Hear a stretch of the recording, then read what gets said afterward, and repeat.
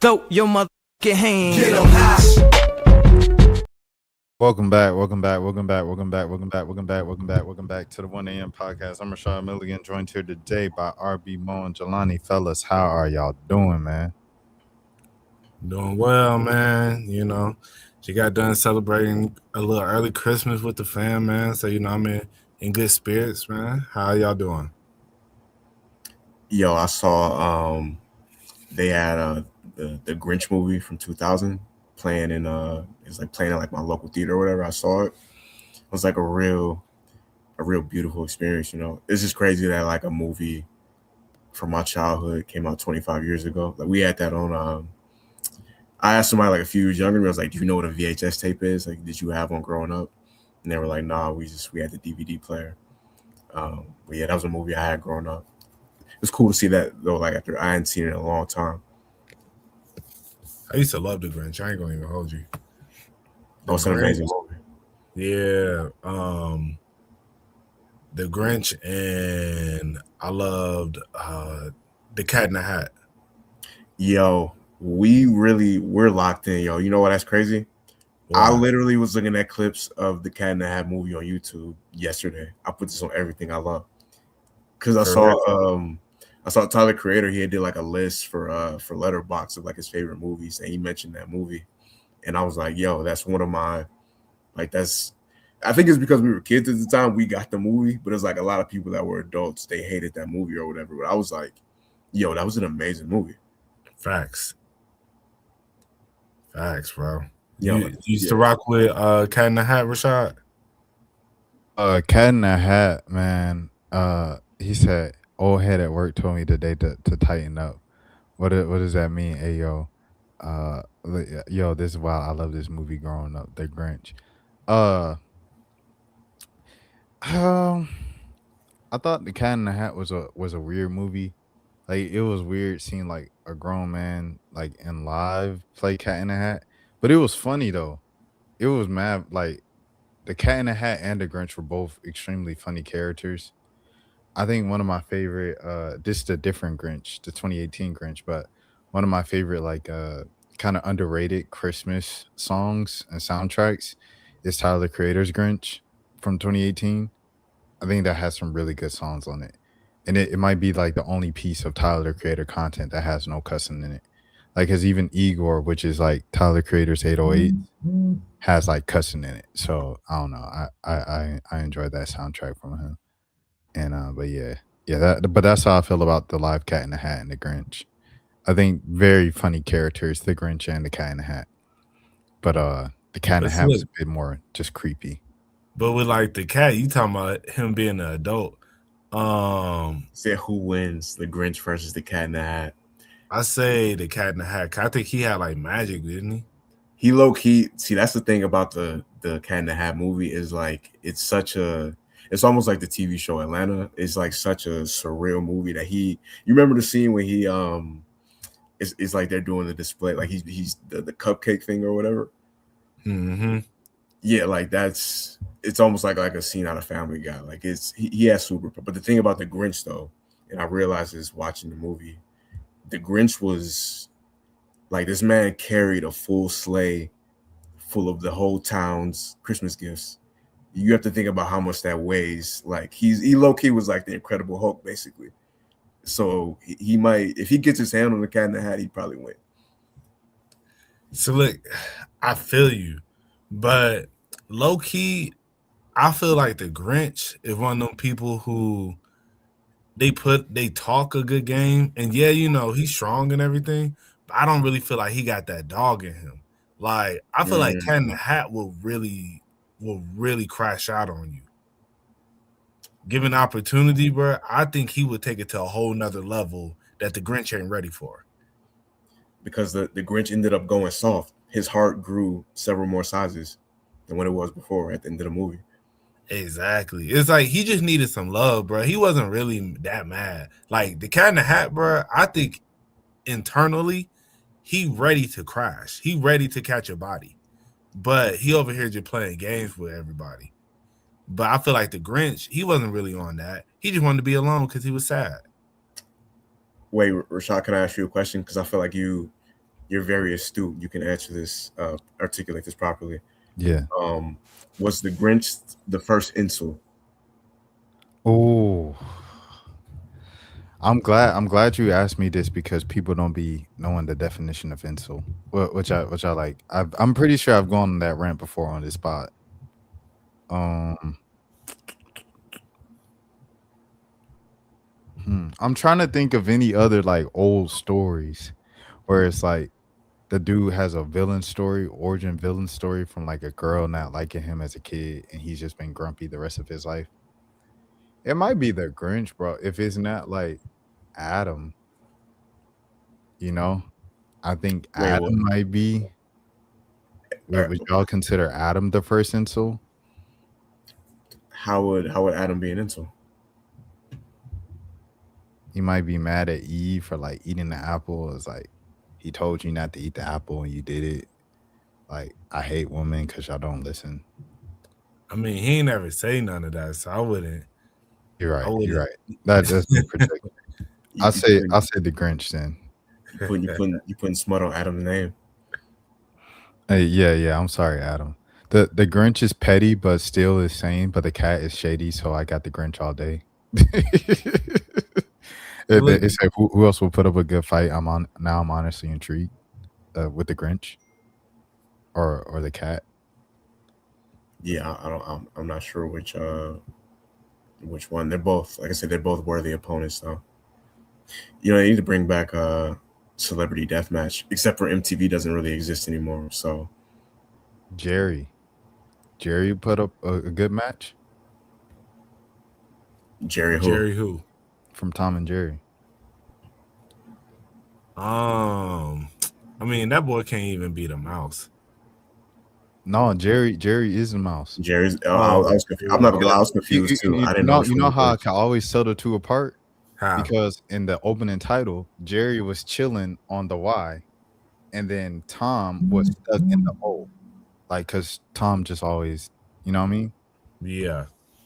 For me, it's the Grinch because I get to sing the song. You're a mean woman, Mr. Grinch. Dan actually sang. I think he sang that on stream like a week ago. Ironically, Did y'all sing it together? no, we did not sing it together. The Rashad and Dan duets. Shout out to the homie Dan, by the way. Yeah, shout out to my boy Dan. What was I about to say? Oh yeah, what's y'all? This is like an extremely cliche question. I'm gonna say that ahead of time, but like, what's y'all favorite, or like a couple of y'all favorite Christmas songs? I know for me, for sure. I know we kind of spoke. We kind of spoke about the Michael Bublé album. It's like he got this one song, and the sun's coming down. It's like, please come back home. Okay, I'm gonna have to check that out. Yeah, I have to look up the actual name, but that one, of course, Mariah Carey. And what's that one? What is it? Run DMC that made. Yeah, it's crazy that I've heard that song my whole life, and I know the song. I for some reason don't know the exact name of it, but obviously I know it's Christmas time and Hollis Queen. Like I know the song. Making chicken and collard greens. Exactly. Yeah, I know the song. I for some reason I don't know the name. The fact that I'm born in 1995 and I know the lyrics is a good thing though. Like, you know any other like Run DMC songs from by heart? By heart, no. I did. This was like 2006. I did have Walk This Way on my MP3 player as like a middle school. Shout out Walk This Way. Yeah. No, I mean, but I know a bunch of Run DMC songs, just probably not by heart though. I know Sucker MCs. I By can heart? do Sucker MCs. Yeah. Okay, you real hip hop. You know, You got your gang going on. well, that's more of my dad's era. You know, like what we were talking about, it goes back to the parents. My dad's more that era of hip hop than like the 90s and up. So like 90s, I'm just like, I had to learn all of that as an adult. That's low key. We can get back to the Christmas song topic in a second, but like that's low key the same thing with me. Like I knew certain 90s songs from like MTV Jams or like the radio or whatever, but it wasn't until I was like 15, 16, 17 I really started to go back and like listen to 90s rap for real. Yeah, you know what I mean? Because like I mean, especially when like the Run DMC shirts became like in style. What was that like 2008, 2010? Mhm. When Oh, those became in oh, you style, talking I about was for like, art oh, era? Yeah. I get what you're saying. Yeah. like I was definitely on the Run DMC wave. Oh, I got a good one. Grinch versus Scrooge. Mm. Scrooge would get that boy whacked. He'll put the money up. For me, it's a You're a Mean One, Mr. Grinch, Blue Christmas from Elvis Presley.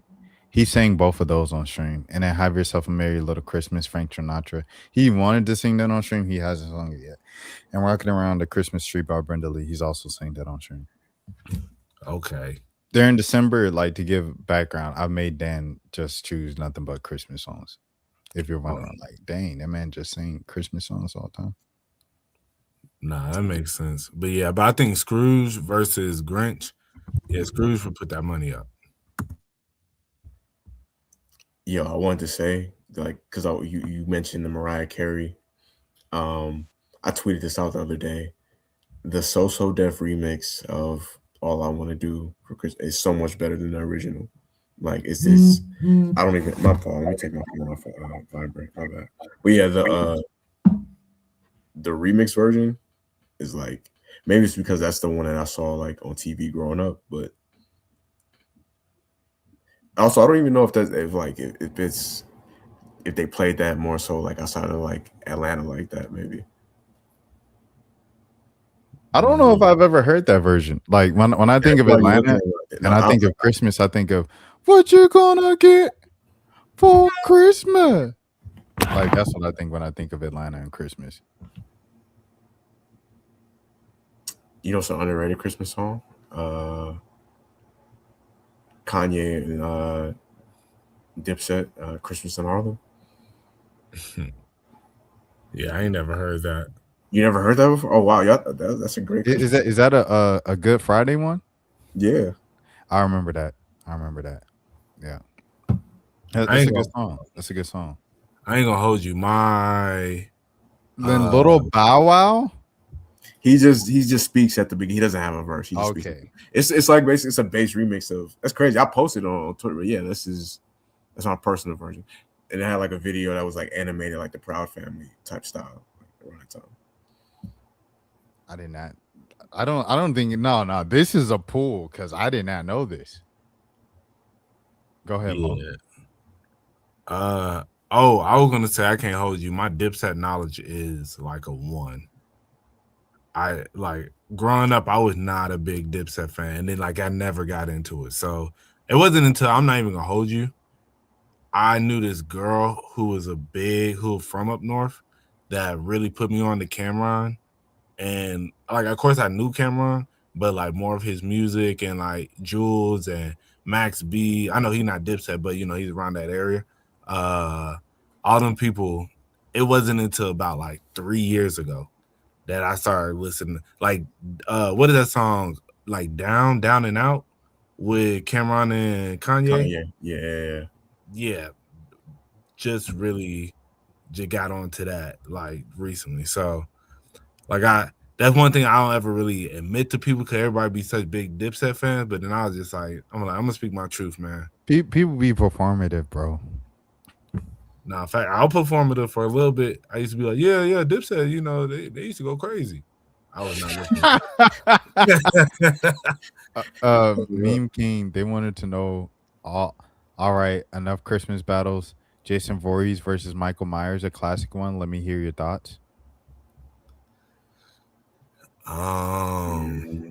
That's a tough one.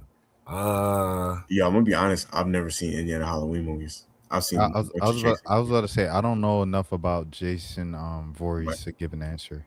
Oh no, I know. I'm gonna just have to pick Jason just because at some point Michael Myers just have to go to sleep. So wait, I'm tripping. That's Freddy Krueger that pops up in the dreams. I was about to say, is that Jason where it's like Jason?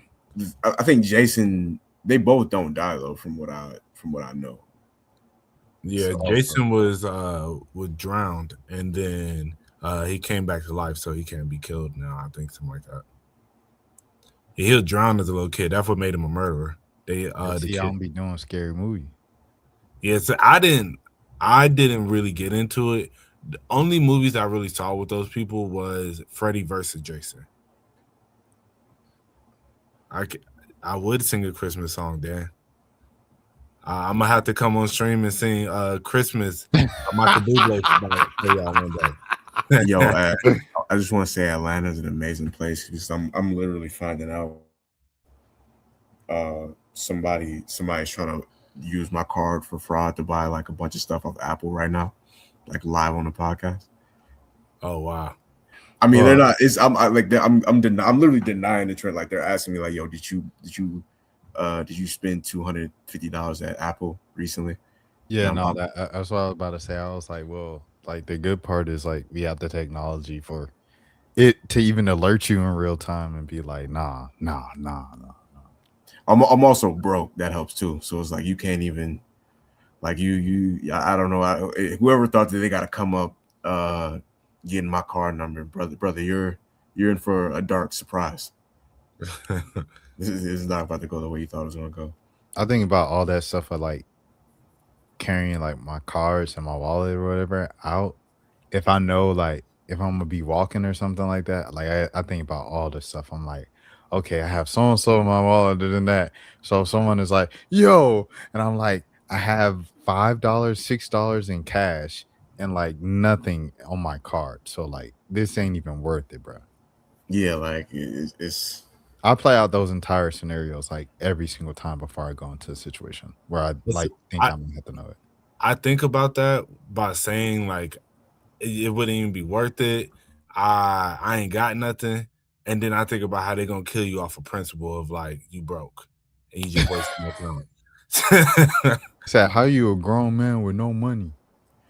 Right. No, you really got some dudes who just crash out just because it's like, yo, I already put in the effort of like putting my shiesty mask on and getting my gun. Like they played out the scenario, so it's like, okay, even though you don't have money, I plan on using my gun tonight, so I'm going to do that. Like there are some people, unfortunately, some robbers that are like that. Are they gonna be pissed off because you broke? Let me be like, yeah. You mean you telling me that I ain't finna come up tonight? Oh yeah, somebody got to die now. It's crazy. Yeah, it's dark humor, but it's truthful. Remember the TK situation where like they just took that dude's camera and like $15, and TK doing like 65 years now because of $15 in a camera. Yeah, and had a hit record right after. Like his career blew up right after that.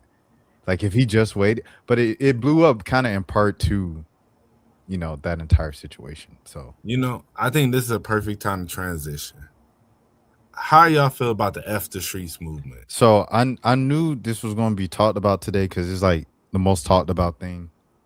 But like I'm glad that Jelani started it off with random questions, so it wouldn't be like so obvious that we get right into it.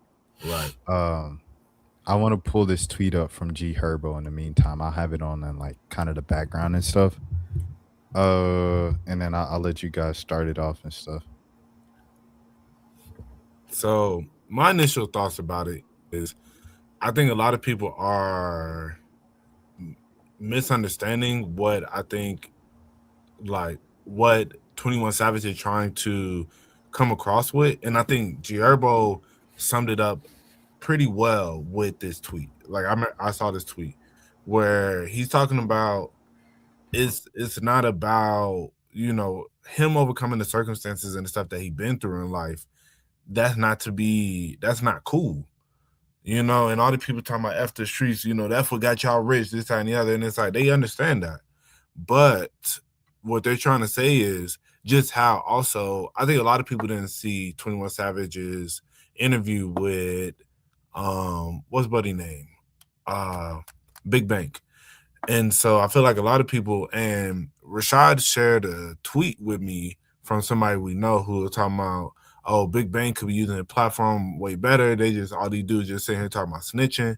And I was like, I agree to an extent because it is a lot of the topic, but especially with 21 Savage's interview, I think he said a lot of real stuff in there, just in the sense about how the streets used to be about hustle and how it's not about hustle no more.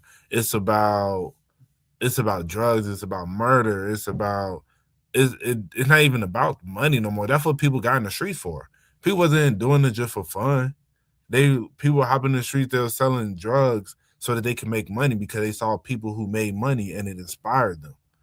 Now people are just, as Big Bank and 21 Savage were talking about, like, yo, like, I'm with that. I'm on that. Just let me know if you need me to go do that. Instead of I'm trying to get put onto a play so we can make some money. You know, I'm trying to take my mom out the hood. These young dudes don't care about taking their mom out the hood no more, bro. So that whole ideology of thinking, oh, y'all turning y'all back on what made y'all. I feel like a lot of those people are missing the point of what F the Streets movement is about. Cause it ain't cool to glorify a lot of this stuff. And like, I get it. It is what you grew up on. It is what got you to where you are. But at the same time, where it's at now isn't the place that it needs to be. And if y'all want to keep living in that cycle of trauma and cycle of, you know, just anxiety and, you know, PTSD and all the different stuff, I guess if that's what y'all want in life. But at the same time, I think realistically, it is something that needs to be changed. So this last thing I'll say, also just even with the, in my opinion, with the street movement, as I said, a lot of the whole, it used to be, I heard so many old heads talk about this in interviews and stuff, how back in the day, the people who did the drugs, they were never cool. If like, buddy, you see somebody on pills, you see somebody doing this, you see somebody doing that, they weren't cool. Nobody kicked it with them. All the dope boys back in the day who were getting money, those were the people, like, they stayed away from all that. But now it's more glorified to just be out your mind and do all the different stuff. And that's why where all the culture is at currently is not a good spot. And it's not something that, I'm not saying turn your back on it and don't turn back on your people, but it needs to be some shifts, you know? So that's my thoughts on it.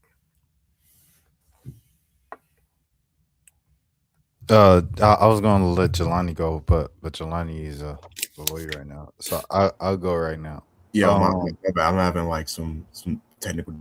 Give me like. Okay, yeah, no. It's okay. I'll go right now. So I'll always have to start off these things with the disclaimer of I'm not street. I don't come from the street. I ain't hood. I ain't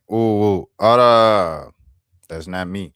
So I don't feel like this is fully my place to speak on, just because I'm not from that. So you know what I mean. So people don't really want to hear from me necessarily on topics like these. With that being said, I'm not from that. However, like, I am black, so I do feel like this is like partially a black issue, like large part a black issue. And it's something that I've spoke on pretty much most of my interviews. If I'm interviewing a quote unquote street artist, it's a conversation we have in almost every single interview. You can date back for years and years of my interviews with quote unquote street artists. And it's something I bring up every single time. I think it's just like, you know, okay, you can say it's performative, it's this and that because their albums didn't do as well and they ready to squash beef with Gunna. The thing is with 21, like 21 been on that type of timing of squashing beef and uniting the people within Atlanta that used to be cool for the sake of getting money together. Because at the end of the day, like you said with that Big Bank interview, 21 is pretty much just saying like, I got into this for money. We in it for money. We made money and we could be making the most money when we're all together. We're stronger together than separate and apart. And 21 was never the dude to just outright bash Gunna as a rat and this and that. He's just kind of always stood on that since Gunna's been out on the Alfred plea. So those are the two things you have to look at with that. I do think the Big Bank interview, like, you know, I made a whole video on it of like, just like, I felt like it could you could be more constructive with the platform of like mentioning your label mate on Big Bang, with Troubles DTE Duct Tape Entertainment. I'm sorry for all the listeners. There's so many I'm trying to put together all of these floating thoughts. There's so much going on right now. But Duct Tape Entertainment, that was your label mate, Big Bang, and B Green, and he's currently, the people, his family, and the community. East Lake Meadows, they're fighting for justice for him. He was hit 17 times in the back from an Atlanta police officer. That was in October. This interview is happening a couple months after that. Your voice in an interview like that with millions of views could change so much in terms of the people, what I'm saying, giving them power and their fight for justice and everything. And he didn't do that. So I had an issue with how Big Bang was kind of using the platform and things of that nature. To answer Bobby's question on a side note, what's good advice do you have to stand up to bullies in your life? Understand that bullies are definitely just going through stuff themselves. And a lot of times bullying is a result of, since you're first so frustrated with your life and what's going on within yourself and you don't know how to deal with that, you take it out on other people and you project. So bullying isn't necessarily a true reflection of you and how people see you, but more so of how they see themselves. And I think once you understand that, then and you understand it's not personal, but it's more so like just kind of a reflection of the other person that's doing the bullying, then it kind of takes a lot of the pressure off. It's not like, oh, so I'm not a loser. Oh, so I'm not fat. I'm not a lazy piece of thing, whatever people want to call you. I'm not an ugly person that will never be worth anything on this earth. You're like, oh, that person is just like they're dealing with self acceptance in their own homes because their mother doesn't, their mother never acknowledged them as kids. And I think once you acknowledge that, the root of the issue of where the bullying comes from, it won't mean anything. But I was gonna say also, go ahead, Mom. Just don't give it power. When bullying comes from wanting to have a power over you, and when you don't give them that power because you don't care what they're saying, and if it's physical bullying, I will say learn to stick up for yourself. That is something, or get the proper people involved. In the sense, your local gang members. No, I'm joking. But for if it's like at a school or something like that, which I would assume if you're getting bullied, you should be in school. If you're a grown person getting bullied, I don't know what to tell you on that one. But yeah, like let a teacher know, let somebody know if it's physical bullying. But if it's just psychological bullying, don't give it power. And then they will leave you alone because they're just looking to have power over somebody. Because as Rashad said, it's something that they're dealing with internally. Grown people can get bullied though. It's possible. Oh, people, there's definitely co-work. You know it too. We all got jobs. I can't see definitely be bullying folks. Physical bullying, bro. Like the That's why I said like psychologically, like, yeah. Oh, you're so stupid. You always mess up. Yeah, so and I get that, and that's why I say you. Hey, on the right day, that'll get to you. I ain't gonna hold you. Yeah, like, no, and I definitely like messing up. And that's why I gave the advice of, don't give it power. But I'm saying if you're getting physically bullied as an adult, I don't. It's either you got to call the cops or you got to fight back. Like I said, if buddy's sitting there pushing you around and doing little stuff, that's why I say with physical bullying. If it's psychological bullying, don't give it power. Gay people and trans people go through physical bullying, and they need to get the authorities involved. I agree with that, but it do be a little bit more complicated than that sometimes, though. Okay, tell me the complication. As far as like, okay, like it's the same thing with like a lot of women say like they don't report when certain things happen because it's like it don't get convicted that often. Like imagine like a gay man calling the police and being like, yo, my coworker called me, the F word of the day. Like it okay, even beyond that, like there is situations where like a gay person might get. I don't think it happens so much now, but like there used to be times when like, all right, yeah, shout out to Jussie Smollett, a victim of a hate crime, a real, or yeah, you know, uh, that's a crazy. You caught me off guard with that one. I'm gonna be honest. I don't know where I'm going with this point. I thought I had like a when I started this off, I thought I had like a deeper point to make. I do not. I don't. But you know, shout out to the LGBT community. Yeah, no, because that's why I say if physical, if somebody putting their hands on you, then you just because I feel like a lot of times women don't want to, like, yeah, they may not be believed. And then also it is also a feeling of a lot of times the abuser that they're dealing with, they feel empathy for them. So it's like I don't want them their whole life to be ruined.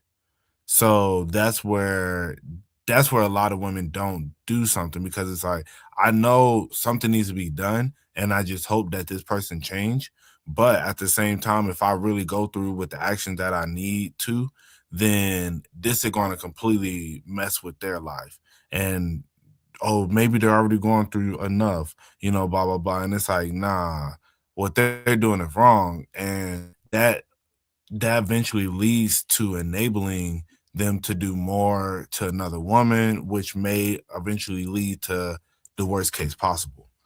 And I've seen those like little documentaries. There's one on Netflix. I can't remember the name of it.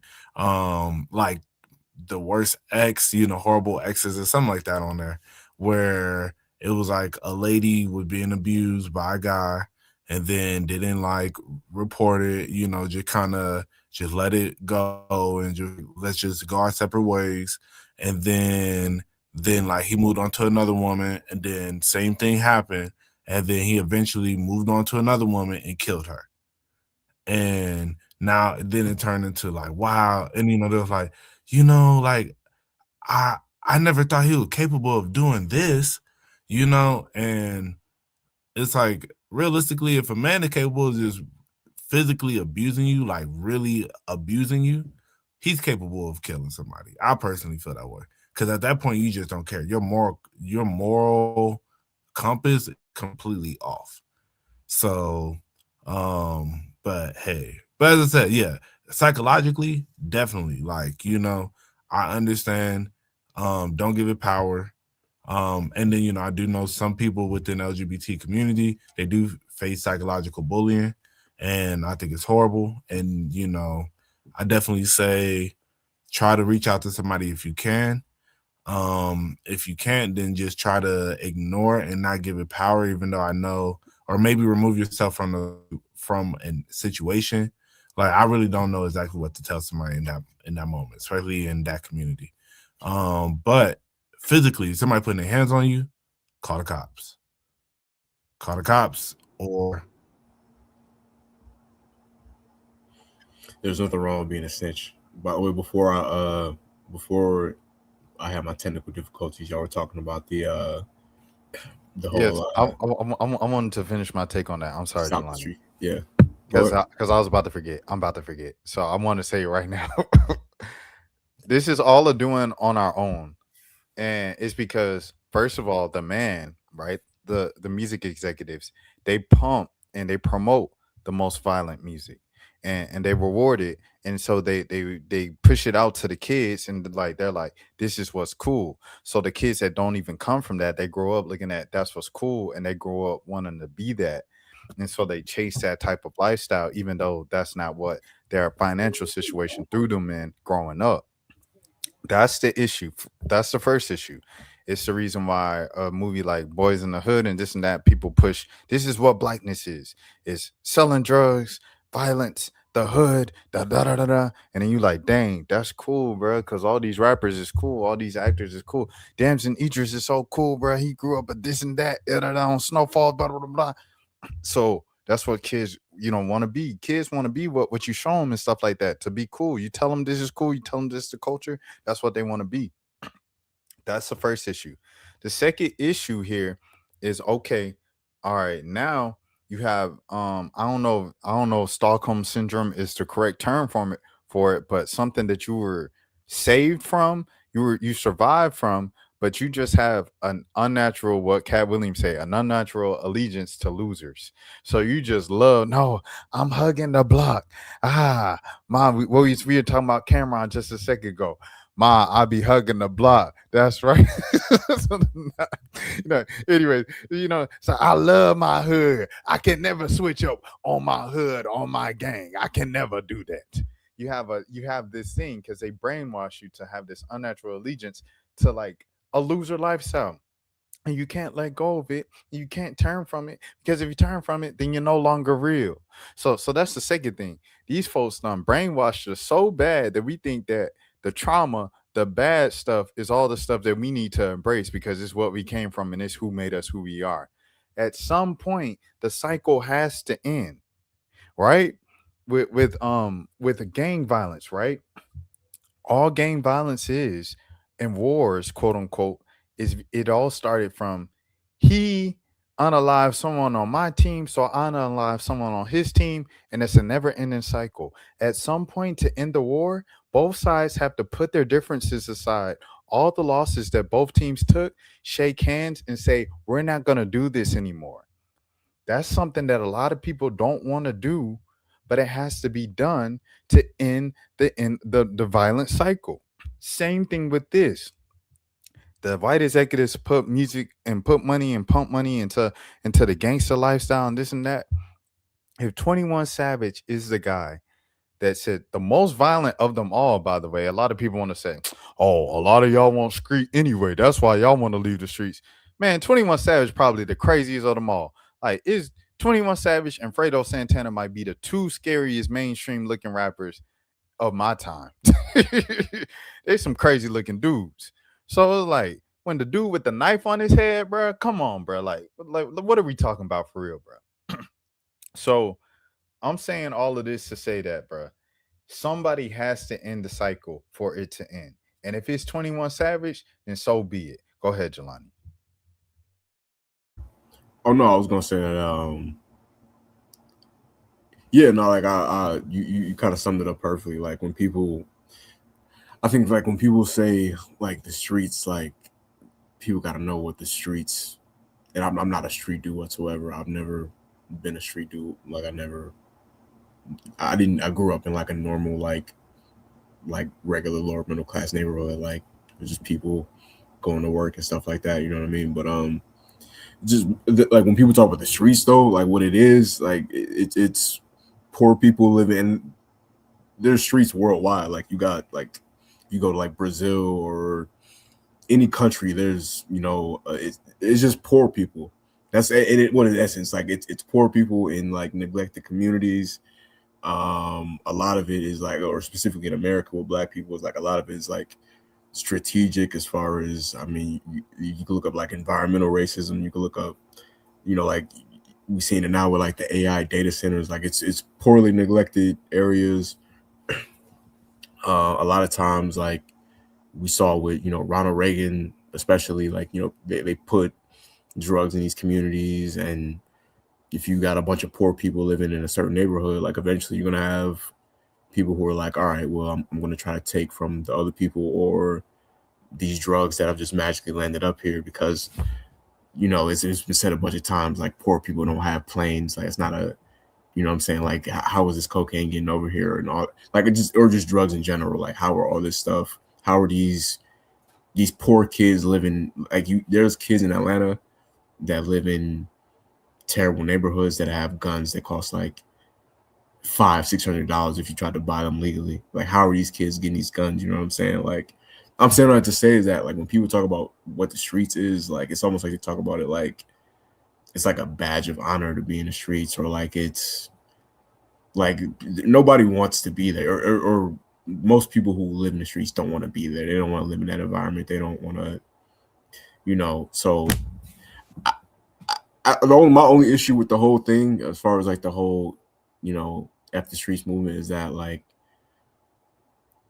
you probably have like, especially with the Thug and Lucci thing, like you had a bunch of people on both sides who crashed out and threw their life away over that. and they can't just be like F the streets. Like a lot of these people are in jail or been shot or stabbed, or you know what I'm saying. Like, so it's easy for these rappers who are living in mansions and driving Lamborghinis to be like, yo, we done with the streets, bro. That's a wrap. Like, we're not doing that no more. But you know, your cousin that still lives in your same neighborhood can't really just be like, you know, F the streets. Like, he still lives in that environment. No, I agree, but I think a lot of these dudes who are in the streets do look up to these rappers.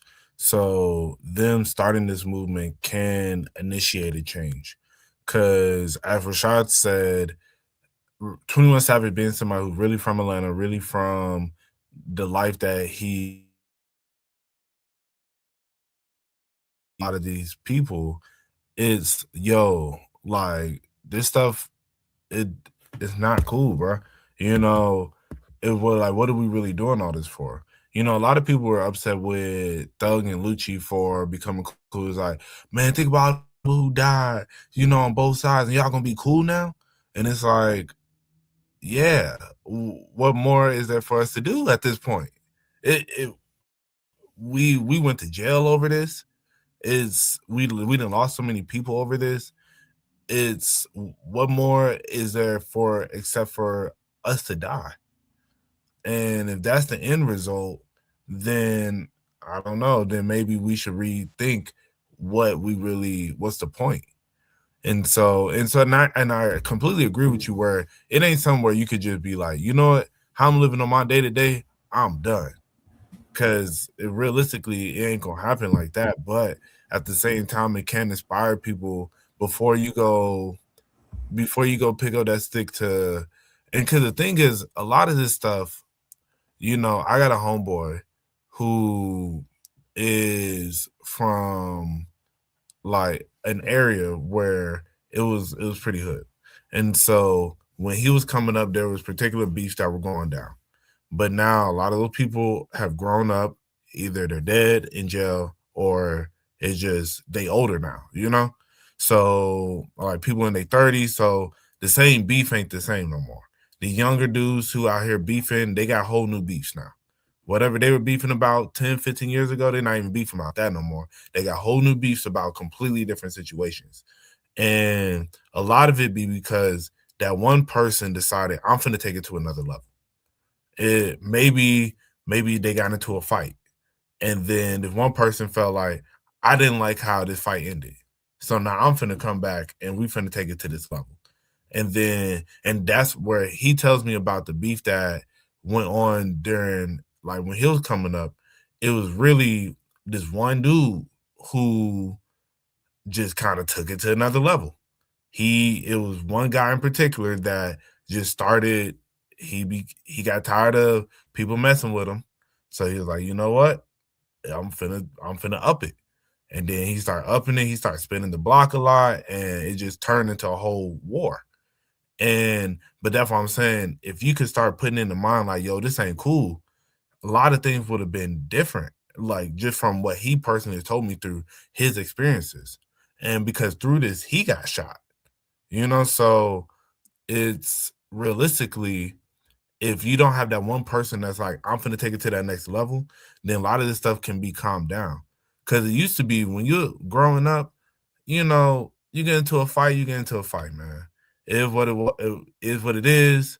You know, you just let it rock. You know, that's how it was when I was growing up, at least, you know?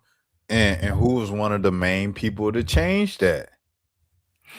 I pull up, roll the window down, and that song changed a lot.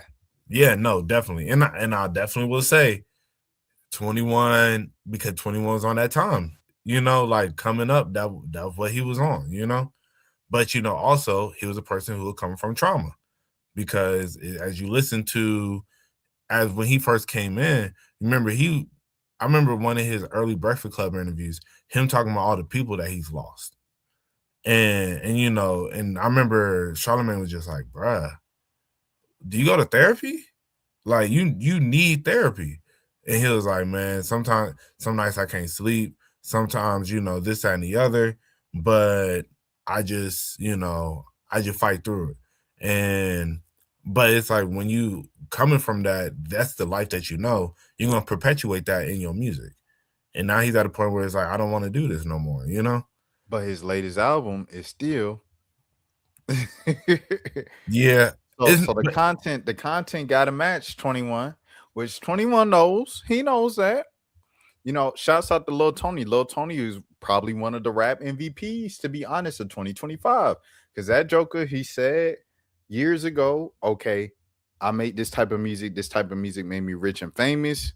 I got the young kids by a stronghold, but I also reading this Bible with my granny and Bible study, and I know what I'm doing is wrong. So I say, what you gonna do about that? He said, nobody don't want to listen to no rap like that. I played him some Christian hip hop. He still wasn't feeling it. He said, oh, that's whack. I made real music. Da, da, da, da. Years later, 2025, he finally, I can't leave my Bible, man. Can't leave my blade. And I'm like, oh, this hard. It's like you still got some steps to go. But this is a huge jump from the crash out music that you was making a couple years ago. Go ahead, Mo. No, facts. And I definitely feel with 21, his last album is not no Lil Tony, but I definitely feel in a lot of it, he is just talking about, I don't think it's nearly as bad as when he first came out. Like nowhere near, and I think especially he has a lot more songs that's just very reflective, very, man, the stuff that I went through. This is the stuff that the pain that I feel from betrayal.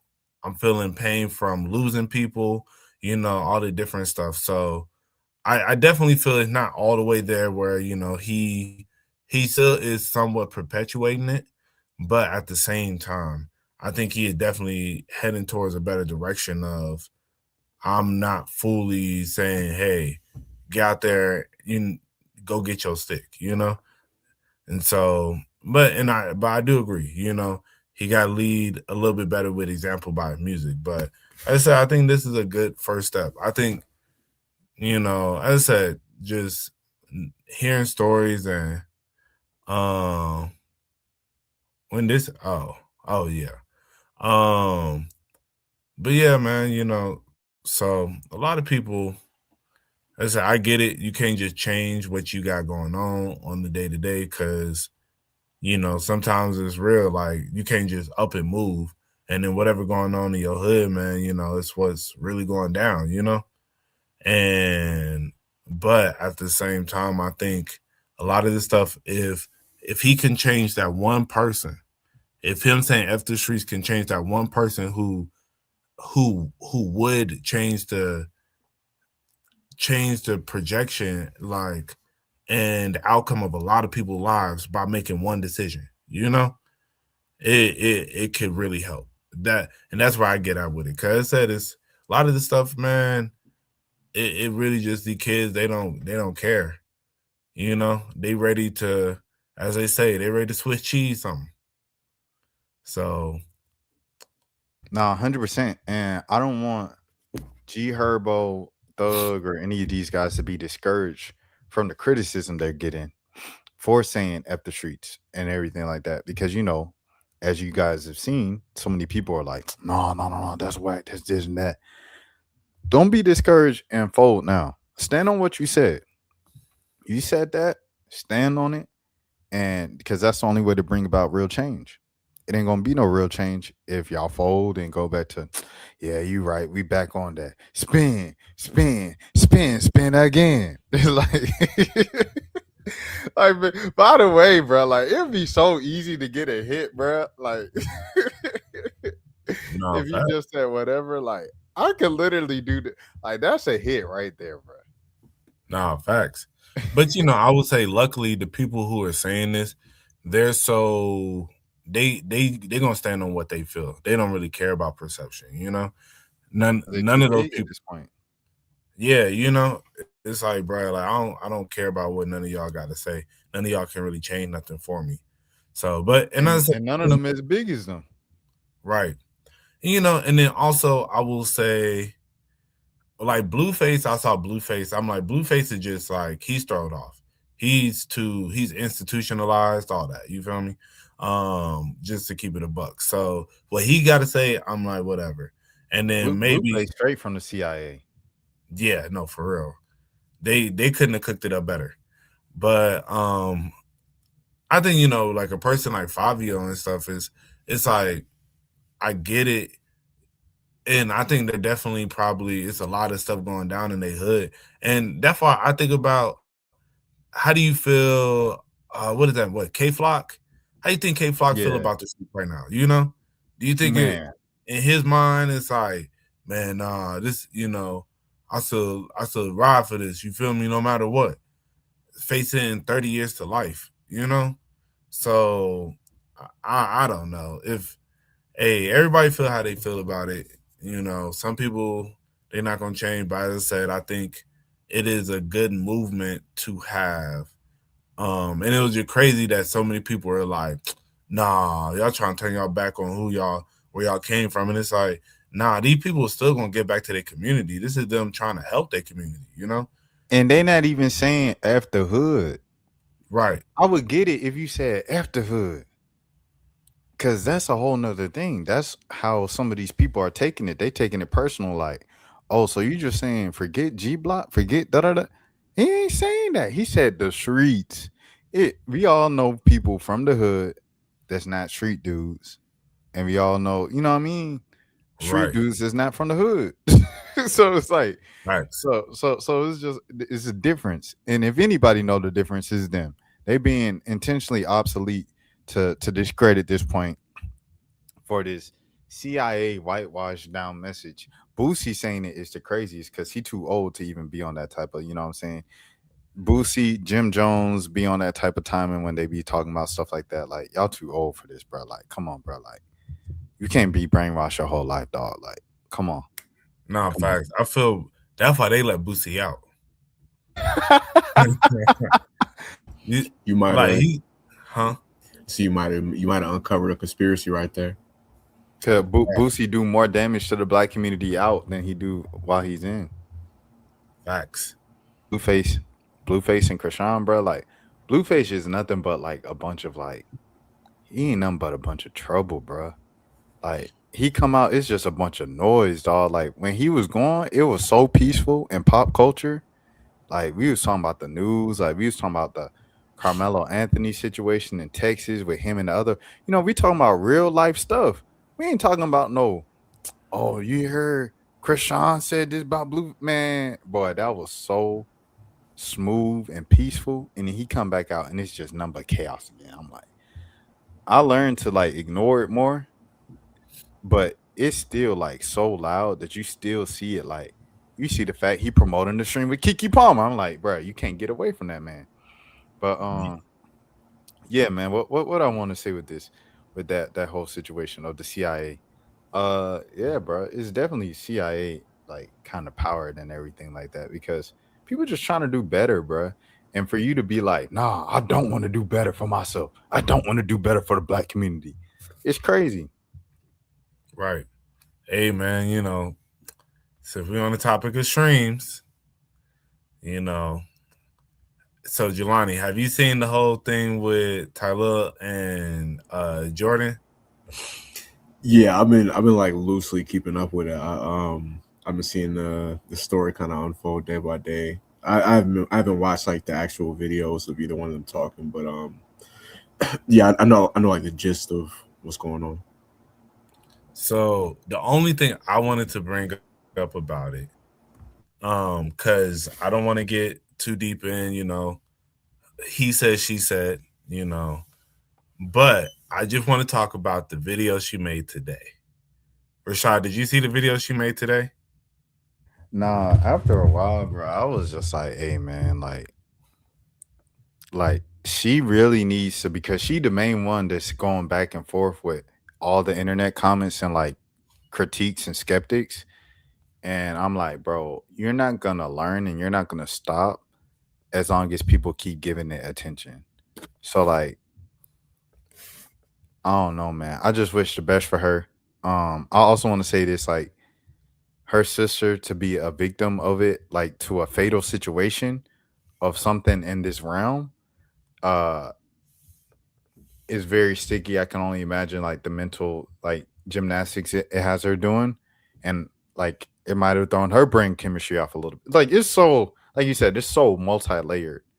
So I mean, I did, but I'm not gonna lie, I did see the caption though, where she said, she don't like black guys, and I do think it's interesting that she went from like I don't even like anybody, I don't like guys or women, to like I don't like black. Like you keep switching that. Like why do you keep switching that story? I don't like Yeah, that. yeah. That However, was but like I say, you know, I do want to make sure my stance is clear with this because it's a touchy subject. Um, you know, I do, you know, I'm saying I do support women, everything like that. Um, and stories are meant to. I don't think we should immediately, as men, just take the, well, I don't know. I don't know about this when we first hear stories. This is beyond Jordan. This is just like any woman in general. And then I want to say that, and then the third thing I want to say is prayers up to Jordan for like dealing with what she has to go through mentally and emotionally, you know, processing the loss of her sister, you know, through a DV situation. You know what I'm saying? Because that was very graphic and very just, you know, tragic situation. So I do want to say those three things. no, and I completely agree. That's why I said I don't really want to talk about the actual case, the actual thing. It's just my thing is with dealing with it, don't go on like you going online and being like, because it wasn't even just like, you know, if you see the video, it's really crazy. She's like, so like, if y'all know me, so like I don't even deal with broke guys like this. Like I wouldn't even deal with no guy like this. Like so like I'm gonna be real. I don't even like niggas. I like white men. Like I'm gonna be real. I like white men. Yeah, I said it and I'm gonna stand on it. And it was just like, she's like, I don't even like you niggas. And it was just like, what? Like what? like, bro, what going on here? And yeah, and as you said, you never know what somebody may be dealing with, like mentally, that could be throwing them off. But it was just really, I'm like, fam, as I said, I'm not picking a side. That's not for me to say publicly what going on, all that stuff. But when I saw that though, I was just like, bro, this is crazy. I I don't know. This is a little throw. Cause as you said, you went from being asexual to now you bashing black men. It's just like I guess I feel you, you know. And But what this come down to, Mo? What this come back to? Poor tool management. Sharon Moore, poor tool management. Tylil got a girl at home. Tylil got a girl at the party. I think she might have even been at the party, right? And they go off into the, you know, and then she yell at him and everything like that.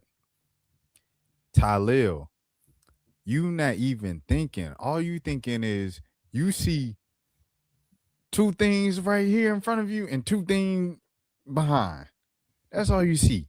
And you thinking with the wrong head. Poor tool management. You make an impulsive decision based off of looks, and now look at you. no, facts, bro. Regardless if it's true or not, this is stain on you forever. Because it say it comes out it's not true and you innocent.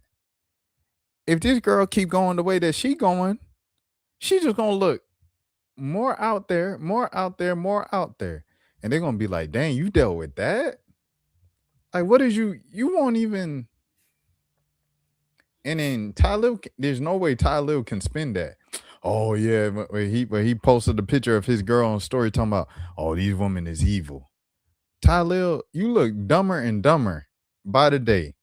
As that's the part that people not talking about. People talking about, oh, she look crazy. She looking crazy. Tylil, you look crazy for even dealing with that. Because you weren't even thinking. You thinking with the wrong poor tool management. No, facts. And you, oh, go ahead. I'm not. I don't know. I'm not gonna like solely. I don't know. I feel like we might be putting like I get. It's just hard for me to like really guilt somebody. Like let's say hypothetically, I don't know the details. Like let's say that hypothetically, like he also accused of whatever. I can't like I don't know. I guess I just when you young and you get it ain't even about being young, bro. It's just like sometimes you just see a woman that you find attractive and you know what I'm saying, like you catch a vibe, like something happens, like it pops off, like uh I don't think it's fair to compare his situation to like of him like allegedly having consensual relations with a girl and then she regrets it and then accuse you of falsely accuse you of something versus breaking into a woman's house that you were having an affair with, threatening to kill yourself with a butter knife. Like I just feel like it's a little bit. I feel So like if she you more Kai way Cenat more best blame friend, what happened with Tylil. Jelani, if you Kai Cenat best friend, Kai got McDonald's deal, Nike deal. What else? What else he got? Crocs deal. What else? NBA, NFL. That's Kai Cenat. That's your best friend right next to you. You know anything you do, and a headline is gonna say Kai Cenat best friend Talib. Kai Cenat best friend Talib. You gonna move like that with a stranger in the heat of the moment just because I got money, I'm young and turnt, and I'm feeling the vibe? Yeah, That's because poor tool management. I. But it's not like she's like a random groupie though. Like I wasn't like super familiar with her, but isn't she a stranger too? I mean, streamer too. Yeah, she's Yeah. a musical artist. Like she was like she like big and she's a Guyanese, so I don't know what country that is. But Yeah, so it's not like some random girl he just met like on some tour or something like that. Like he not knowing that this girl is going to accuse him of, like, you don't know that that's going to happen if the situation is consensual. Like I don't think he was being like super. Obviously, like in hindsight, you could say that, but like I don't think he was moving for him to be a young millionaire. I don't think he was moving that reckless, but Yeah, because it's like you said, Jordan's not a random. She's inside the circle of streamers. Like she's been featured in a lot of people's streams. She was on Into Deep, so we never really seen her and Tylil together like that. But she's not a random. But I definitely agree. Poor tool management, because just this for me, I will for sure say, as a person who has cheated in the past, I for sure will second guess cheating in the future because of this. Like particularly like the Sharon Moore, like that was just a crash out. But I was already on that wave of, being more faithful and, like respect your relationship, all that stuff. But this was like the nail in the coffin for me, because a woman, because you never know how somebody may feel about it, because maybe she genuinely probably didn't know he had a girl, but now it feels like, oh, and even when I don't know, like easily she could have felt, you used me, you know it's like, this wasn't, I thought we were actually catching a vibe here, but you used me just for a sec because you got a girl you finna go home to anyway, and to be honest, as I said, as somebody who cheated in the past, I know there are plenty of girls that if they knew I had a girl in that moment, that's exactly how they would have felt. They didn't like, none of the girls that I messed with, they didn't know I had a relationship. So they felt like there was promise with what we're doing. There's promise in us linking and us kicking it.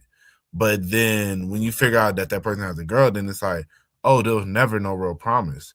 I'm just being used, And I think that is partially where this seemed like a tipping point for her, where, because if in her initial rant, she's like, I'm just so tired of, like essentially saying being used, and so, but that's why I say it's just stuff like that, and you never know how somebody may twist it in the end. But yeah, definitely, if you just stay faithful, you won't have these situations.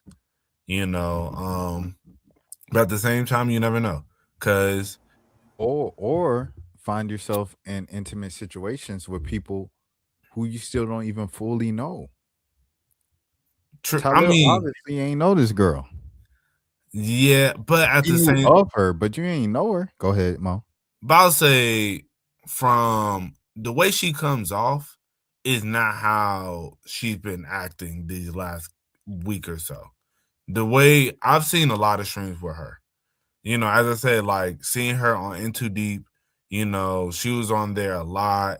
I've seen her on like DDG streams. I've seen her like a few different times. And the way that she presents herself, if you look at all of her posts, it's like, I lead with light, I lead with love. My moral compass is just, so right, this, that, and the other. So she seemed like I'm just such a good vibe. That's all I love to spread. And as he said, like in the video, from his perspective, it was like she started getting aggressive. And now, like seeing her recent videos, as I said, I don't know. I'm not really trying to speculate on who's right and who's wrong, but I definitely can see that aggressive side more now. Because when he said she'll get aggressive, I was like, Jordan don't seem like that. She always just seems super chill, super cool, That's what I'm And saying. He didn't know her. don't We know- don't know her. but that's the thing. You don't know somebody until you're in some of these situations. That's the realization. Not any of those people who done streams with her probably didn't know this side of her. If they knew this side of her, they would have been doing those streams with her. But I'm saying, okay, if you think y'all was talking for 4 months, going on dates for 2-3 months, a month before anything happened, 2-3 months before anything happened physically, do you think folks would have seen some of them red flags kicking it with someone that long before being intimate? That's what I'm saying. Possibly. As I said, some people are great actors. Some people, you don't know who a person really is, and they're able to come off a certain way until a certain moment happens. Because I'll definitely say I've dated some girls who initially, like for the first couple months, I thought they were one way, and then over time you start seeing a different side of them, and it's just like, oh, okay, I know you was like this, I didn't know, especially, yeah, you just sometimes you just never know, but I feel you though, like, sometimes you gotta, before really, I will say I agree with you for the point of what Illuminati said. I don't know if you saw what he was saying, but he was talking about how you're really giving your energy to these different women who are all within the industry, and you don't. It's just like they're getting passed. I don't know if she's getting passed around. I don't know in that particular case. No, But yeah, I saw what Soul said. Essentially what he was saying, what you kind of saying is it's the same folks, bro. Like we see, like, because you said not literally, but they're in the same circle, so it's like you're kind of just with love and relationships, you're always proximity, like who you work with, who you work around, everything like that. That's who you end up dating, who you end up being with. So like we see Lola a lot, we see Samaya and Aspen a lot, we see Connie and Senna. Like we see the same six, India Love, like we see the same 6-7 girls in the streamer space.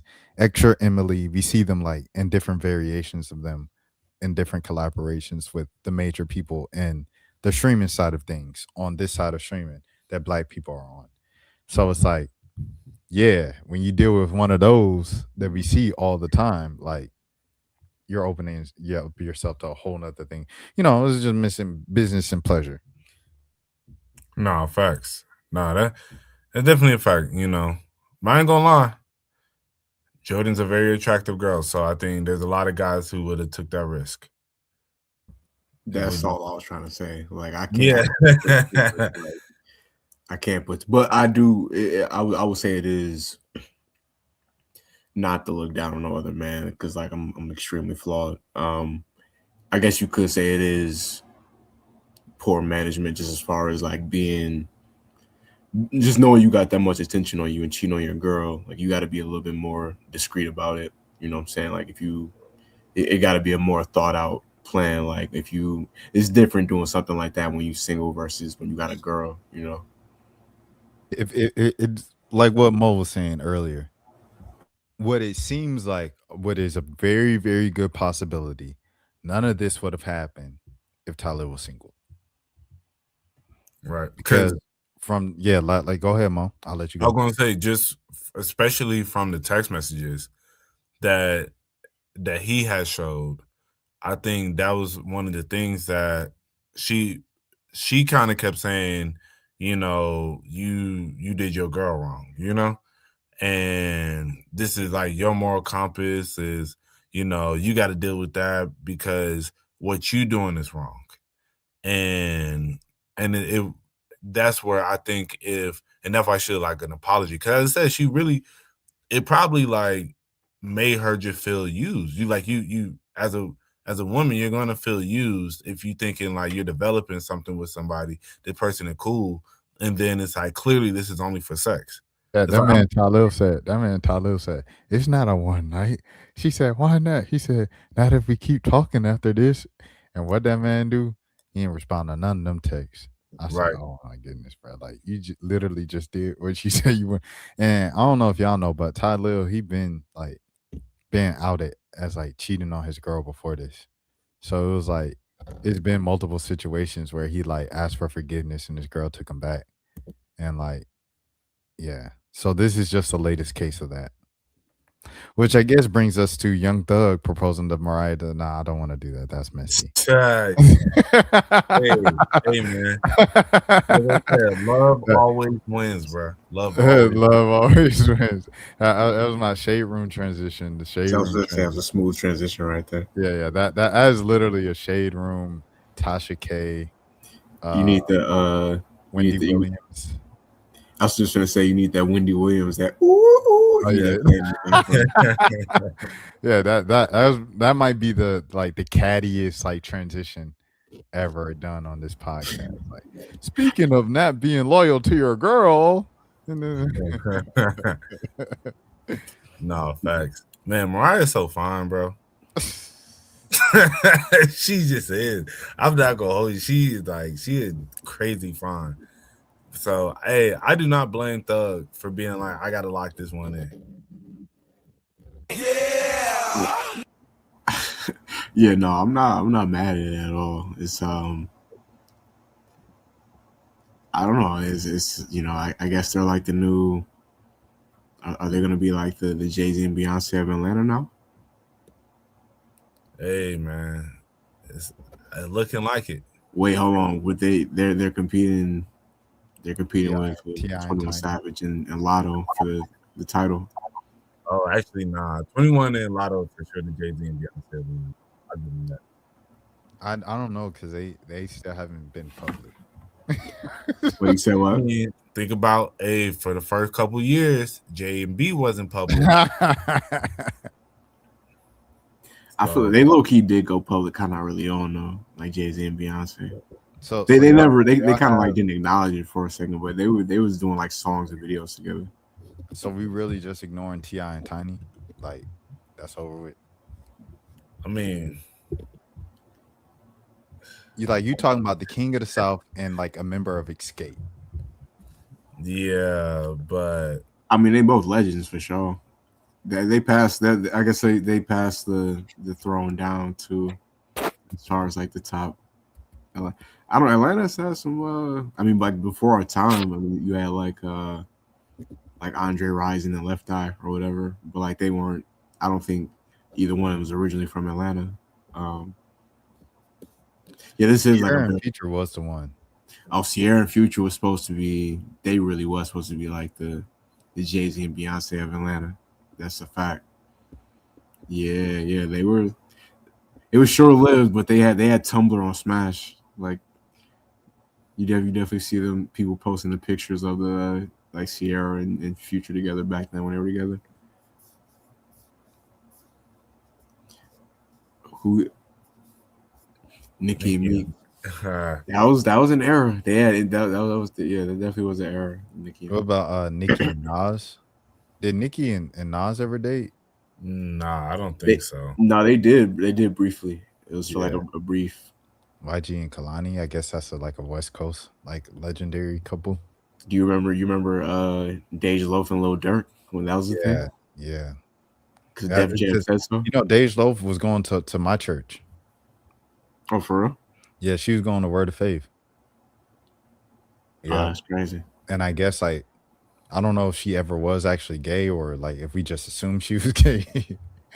I think we just. I'm gonna keep it a buck because I've never seen her with a woman. Okay, yeah. So shout out to Dej Loaf, man. She's It had might plenty, be. and she's had plenty of public male relationships. Rico Reckless and Summer Walker was a crazy. I do want to acknowledge Dan's questions in a second, but like that was a the fact that Rico Reckless pulled Summer Walker is like, and I'm saying this as a not to hate on him at all. I'm actually like compliment him. Like that's I can't do anything but respect it. Summer Walker's never had a Atlanta public relationship, right? She was with the I don't know what she was with Larry, Yeah, right? she was with London. Oh, okay. Shout out. We got London on the shout out to producers. My bad. That's my fault. Oh, they were together for a minute too, weren't they? Yeah, and then she made a whole song. I mean, she made a whole album about him, and then had him Damn. produce it. Yeah, I was listening to her song with Gambino like this week. Gambino's verse on that was very underrated. Great verse. They make some good music together. I don't know if Atlanta is like just outright. Yeah, Summer Walker's Atlanta. Like when you think of Atlanta, like I think of Mariah before I even think of Summer Walker. And Summer Walker's been out way longer, but I guess it's because of Young Thug. Oh no, I can't. I think I definitely think of Summer Walker. Summer Walker she's like one of the few like that type of R&B. She's like the only one that like I actually kind of vibe with a little bit. Yeah, Summer. I'm gonna keep it a buck. Summer is a better artist than Mariah.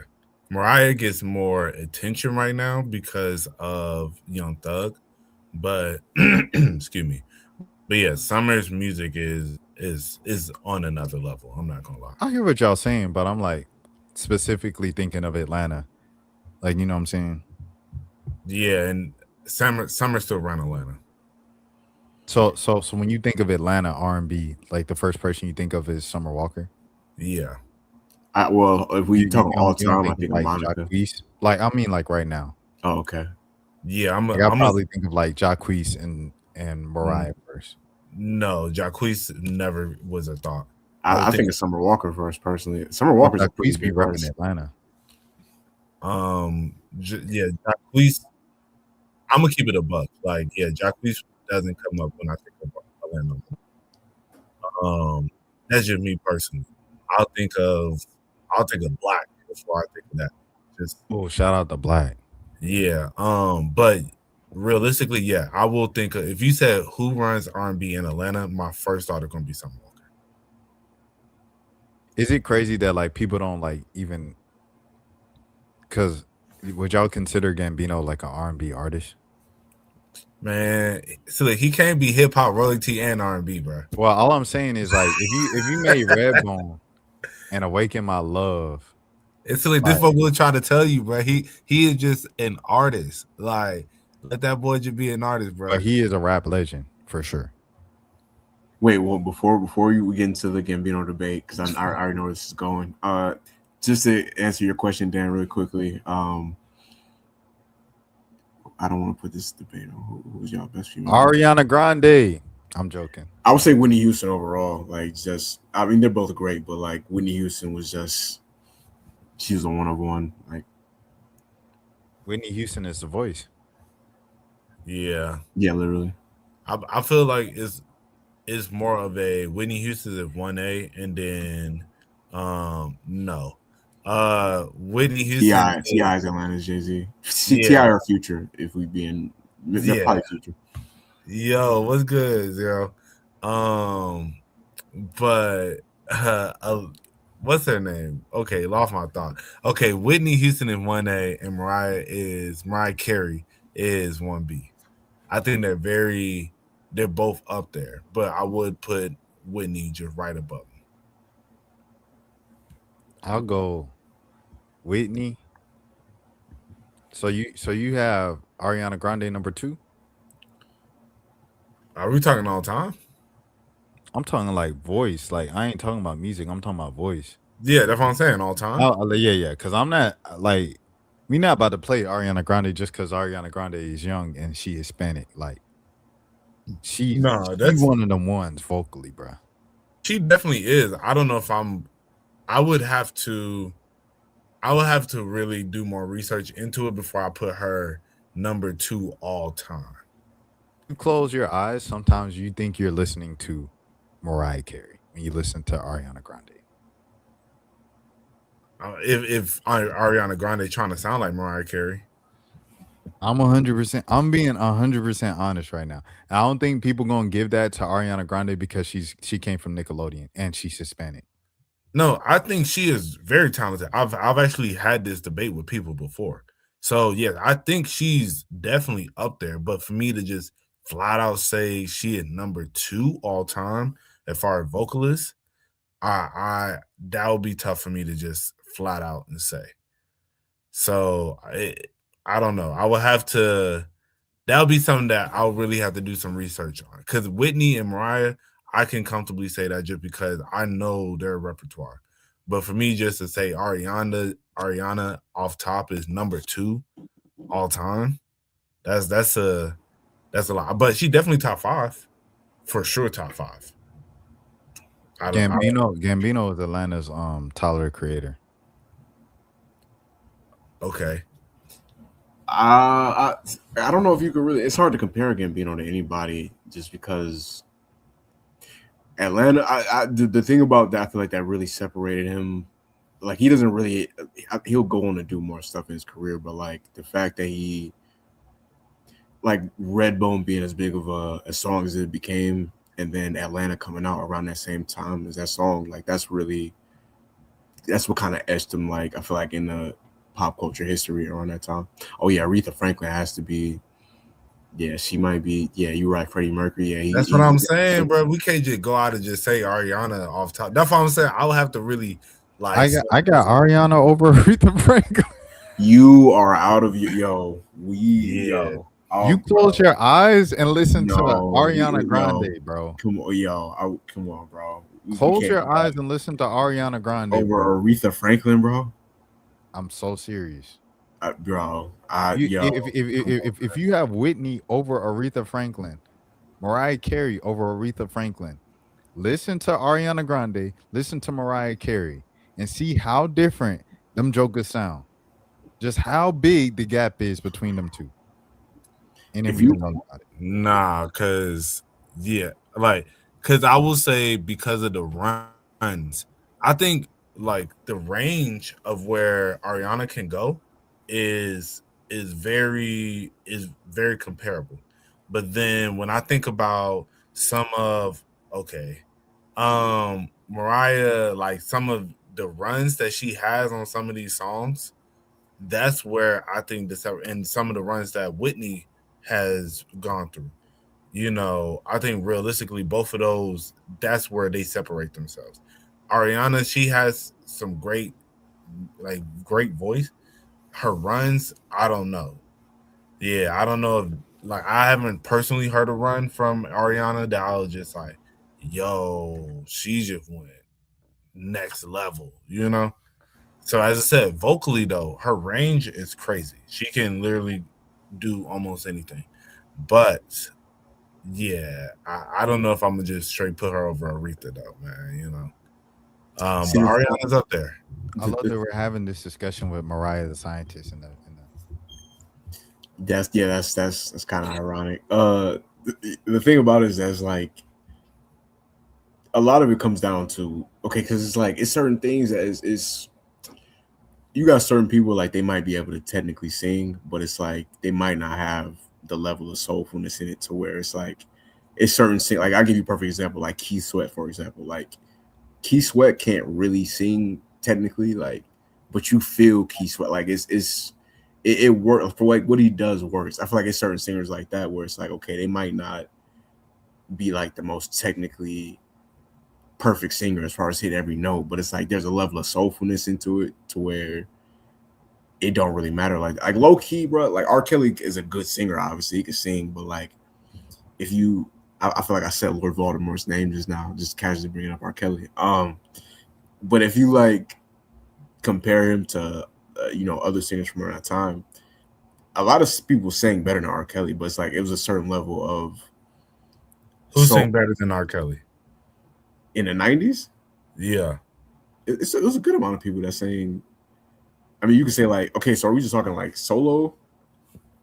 Yeah, I mean, just anybody who can sing better than R. Kelly. Usher, Tyrese, I think probably sings better than R. Kelly. I'm not make better songs, but like just straight up sing better. Man, I don't know. I ain't gonna hold you. I don't know about that one. You don't think so? Personally, I don't know about that one.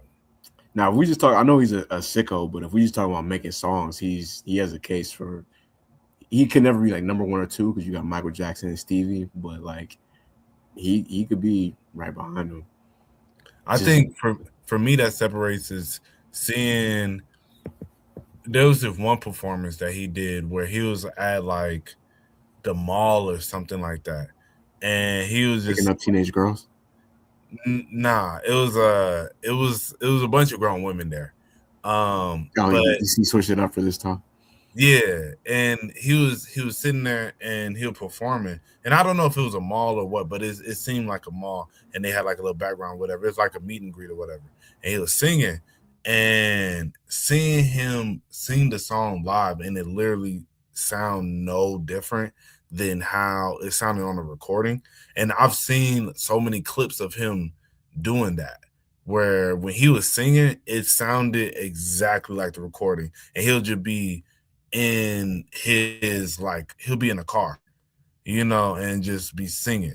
So Montel Jordan, Montel is up there. I want a cookie. If we just talking vocally, see, like that's the thing. R. Kelly, low key, a big part of it too was like R. Kelly. It's hard to explain. Like this is the thing about our childhood. Like it's going to be hard to explain that. Like at one point, like people like Diddy and R. Kelly were actually cool. Like R. Kelly, if you go look at like the "Feeling on Your Booty" video, like R. Kelly wearing the throwback jersey with like the sleeve was like with the do-rag was like a cool thing at the time. Like it's hard to explain it. I'm saying that to say that a big part of what helped like him become as big of a star as he did, even though he wrote amazing songs, was like the image and like him kind of like R&B singers wasn't really wearing throwback jerseys and stuff like that before R. Kelly and stuff like that. But I'm trying to think who else I think from that time that was like vocally like Mint Condition, like their lead singer Stokely, like he was just a straight up better singer than R. Kelly. But I don't want this to turn into like an R. Kelly praise podcast. This low key is shout out to damn, that's a crazy. As a Jay-Z fan, I kind of don't acknowledge that this happened. Like Jay-Z is my favorite rapper. I'm never gonna listen to those albums. I feel like that's low key like a stand on his legacy that he has 2 albums with R. Kelly. Yeah, I mean, I don't think nobody really go back to listen to those for real. But even around that time, I don't remember those songs getting played on the radio, like any of the singles that he did from the album. Ruben is good. That boy Ruben be singing. I ain't gonna hold you. Nah, Ruben be singing. I was gonna say Genuine, but I was thinking about that. Like, I don't know if that's like a neck and neck one for me. I feel like. But I'll definitely say I feel the greatest vocalist, in my opinion, though, just to keep it a buck, is Stevie Wonder. I think when I listen to him, shout out to Stevie. Yeah, just what he was able to do with his voice in a lot of those different songs, I think to me, it really puts me in awe when I listen to music sometimes. Cause especially when he gets in that like that deep when he gets in that deep, Just enough. yeah, Just enough. yeah, like when he gets into that bag and then and then go back up and it's just bruh, he's just genius. So he's my personal favorite like male vocalist. He's honestly like in my top 5 artists all time. Really top 3. I love it. Top 2. Yeah. It's him and Mike. And I was gonna say you would have to say it's low key like a LeBron and Jordan type situation. Yeah, it's him and Mike and everybody else. No, Prince might be like Kareem. Yeah. But I ain't gonna lie though, Mike. I got Mike over Stevie just because it's like Stevie still making music. Like he was on Corday's album and stuff like that. Excuse me, sorry. It don't really be making no noise for real. You know what I'm saying? Like the music now. Yo, Mike come on, had we hits not. for 45 years, bro. Yo, we not doing that, bro. That's crazy. When was Stevie's last hit? Bro, can you say that sentence one more time? I want you to hear how crazy that sounds to say that Stevie was on Corday's album? No, you saying when was Stevie Wonder's last hit, bro? When was Stevie's last hit? It's Stevie Wonder. Like I'm saying, I'm talking about the range of hits. Michael Jackson's first hit, he was what, 11 years old, 8 years old, 7 years old. Stevie Wonder was like 12 years old when his first album came out. First hit. Yeah, Michael Jackson's last hit was his last album while he was living, and then he had another hit after he died. Okay, this is my thing. Stevie's not doing like full on records. He'll drop something here and there. He'll do a feature, but he's not doing full blown records. I'm talking about hits though, but hits gotta matter though. If we talking the greatest artist of all time, hits gotta matter. His first number 1 hit was in 1963 when he was 13. That's what I'm saying. Like Stevie. Yes, he like a big part of it was the novelty that he was a blind kid. First, even though the songs were great, like it was a song called Fingertips. All right, bro. Raise your hand if you ever heard the song Fingertips. Exactly. Okay. This is my thing though. I mean, you asked him when his first hit was, bro. No, I'm hearing you. Go ahead, Jelani. My thing is that there's a lot of reasons if you want to put Mike over Stevie. There's a lot of reasons, but like to say that like Stevie Wonder still had a crazy range of as far as I don't think the only thing. Okay, Stevie Wonder's reign might have stopped in after the 80s. Michael Jackson kept going to the 90s, so like you can give him that, but like 2001. Yeah, I know, but I'm saying like to the end of what Stevie Wonder did in the 60s, 70s, and 80s, and then you compare what Mike did in the in that same time frame, like it's still, bro, it's still neck and neck. Like even if Stevie ain't had a hit in a long time, he did enough that it's neck and neck. Now with Mike, yeah, it is. Come on, like all I'm saying is this. All I'm saying, bro. This all I'm saying. When you get to the talk of the greatest, right? You start nitpicking on stuff. Stevie, yeah, it don't matter. Stevie ain't had a hit since the 80s. He's still Stevie Wonder. That makes sense for 98% of the industry. But Michael Jackson, someone who had hits from 5 years old to 50 years old when he died. 45 years of hits. It matters. The window matters of hits. Michael Jackson was making hits to his very last album. Michael Jackson died and still was making hits. That's different. Wait, what hit did he have after he passed away? You could say This Is It, and you could say the Justin Timberlake song. If you don't want to say This Is It, the Justin Timberlake song was a great song. I love that song, but they was playing that baby.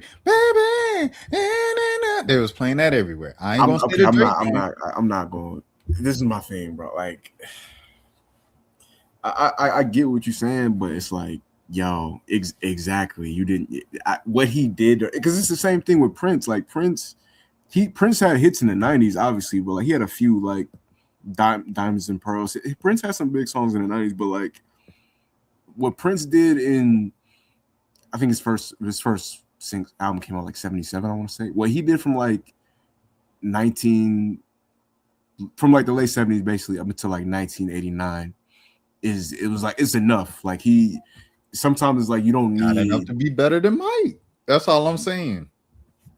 Okay, I'm not mad at you. It's Michael Jackson, so it ain't like you saying somebody crazy over him. But it's not the same. No, we can't. No, we don't do that. It's not the same thing. No, don't. Because Drake don't.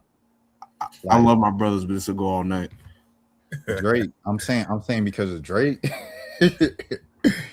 Drake, he cuss in his music, so his music can't be as widespread as a Prince and Stevie and Mike because there's vulgarity in his music. So that's his music is as widespread as them, bro. No, it's not, bro. Yes, it is. It's not. Yes, it is. Ask your parents, bro. Your parents ain't bumping Drake like they bumping Michael Jackson. Because they grew up on Michael Jackson, bro. They didn't grow up on Drake. Yeah, come on. I'm saying, but like, come on, bro. No. Y'all undermining the power of no cussing. Like, because Mike has no cussing, because Stevie has no cussing, little kids listen to Mike and they love Mike. Old people love and listen to Mike.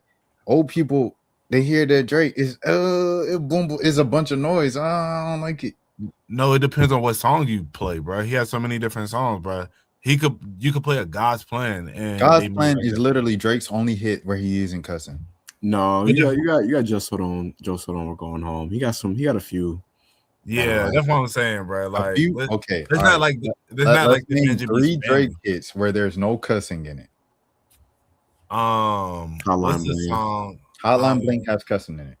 When is he cussing Hotline Bling? Doing You Never Ever Seen Before. He's cussing in that song. He said things. He didn't curse. No, he's cussing. Bro, the version that everybody listening to is gonna be here we go. No, don't do that. I don't think Controller has cursing either. Yeah, like come on, bro. Like let's be realistic. Like, yeah, they may not be downloading it, but it's the version that they're listening to is on the radio. And in the radio version, One Dance, that's what I was thinking about, One Dance. But the version that they're listening to is going to bleep out that stuff, just like Gold Digger. Bro, my mom loved Gold Digger, bro. And I'll never forget, I remember when I bought that album, like, she was on the phone with my aunt, and she was like, yeah, like, you know, I ain't saying he broke, you know, but she, yeah, like, you know what the words are. But if I'm saying, like, I remember her talking about that, and it was like the version on the radio is the version that she liked. And that was the version that she would listen to. So it's just like some of these songs, they may like the song because they heard it on the radio, and now they're a fan of it and they're going to go get the non-vulgar version. So, like, let's not act like he's just over here, like, he's not YoungBoy. You feel me? So he's not Future.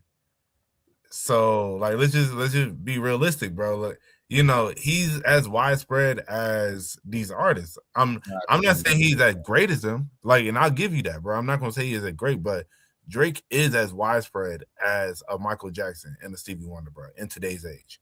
Like, everybody knows Drake. Everybody knows Drake. Yeah, no, I would say for the most, like, he's pretty.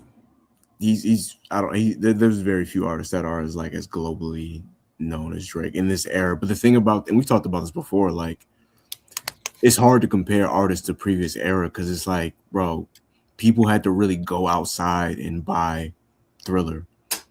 Like, people had to really, you know what I'm saying? Like, it wasn't like the first time I probably listened to like a Drake album, I probably downloaded it off of, LimeWire or something like that. Like, it was just, I think like music in general meant more to people back during the era when like a Mike or a Stevie came out, because like I said, they had to physically pay for it. Like, there was a time for like a year straight when Thriller was selling like between like 500,000 to 1,000,000 copies a week every week. You know what I'm saying? Like we'll never be able to see anything like that.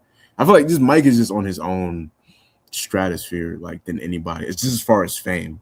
I'm not saying as far as talent, or we can argue that all day, like talent who made better music, but Mike just reached a certain level where it's like, ironically, the only person I can really think of who else that reached that level would be like Michael Jordan, as far as that level of fame.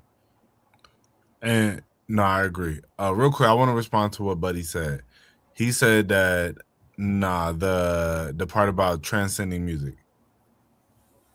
So transcend eras, it does. Let's be real, because Drake's highest selling album of this year and one of his biggest years in streaming came because of an album that dropped almost 15 years ago. And you could say, and I'll give it to you, and now and today, if you feel like he's not as authentic, I'll give that to you, because I'm not going to argue that. But when he came out, that's what made everybody like him, because he was so authentic within his music. So, like, let's not erase history. That is what made everybody love him, because he came out and he's the one who made Marvin's Room. Nobody was making no Marvin's Room, bro. Like, let's just keep it a buck. Nobody was making Marvin's Room, but that's how every man felt about women. Like they felt like, you like, forget that dude that you with, bro. Like he was never authentic. So that's what I'm saying. What are you talking about, bro? Like, let's not erase history, bro. Like, when he came out, he was himself, bro. He was completely different. He was the singing dude that everybody thought was soft, and he stayed true to that. His music was great for the time. That's what I'm saying. Right now, he just had his biggest selling album. I mean, his biggest selling year, and it came majority from an album that's 15 years old, bro. That's transcending eras. So Don't Take Care. Yeah. Okay. Yeah, that's the thing. I feel like Drake's greatest. Yeah, because you could say within the last, like, once I call as a Drake fan, I call like all his music posts, if you're reading this is too late, like that's Mob Boss Drake. Like, it's like he became like kind of like a different. Once Drake grew the beard out, and like he started getting in the weight room or whatever, or like allegedly getting surgeries or whatever. He said once XX Tentacion was no longer on there.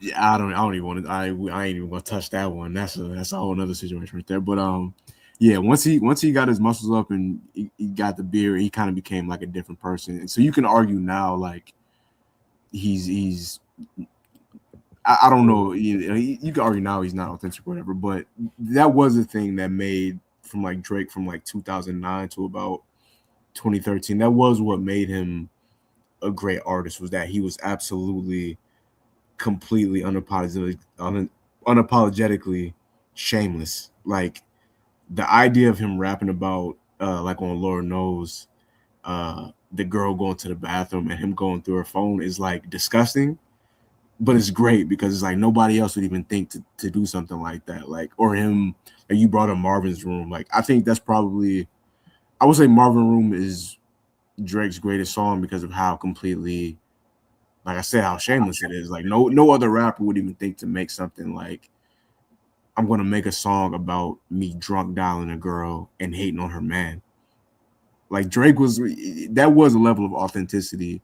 Now, whether or not you think it's cool or not is your personal opinion, but he was being authentic for who he was at the time. A0, step out, go to any club or where you at right now and tell me if you don't hear a Drake song. Tell me you don't hear nobody listening to Drake.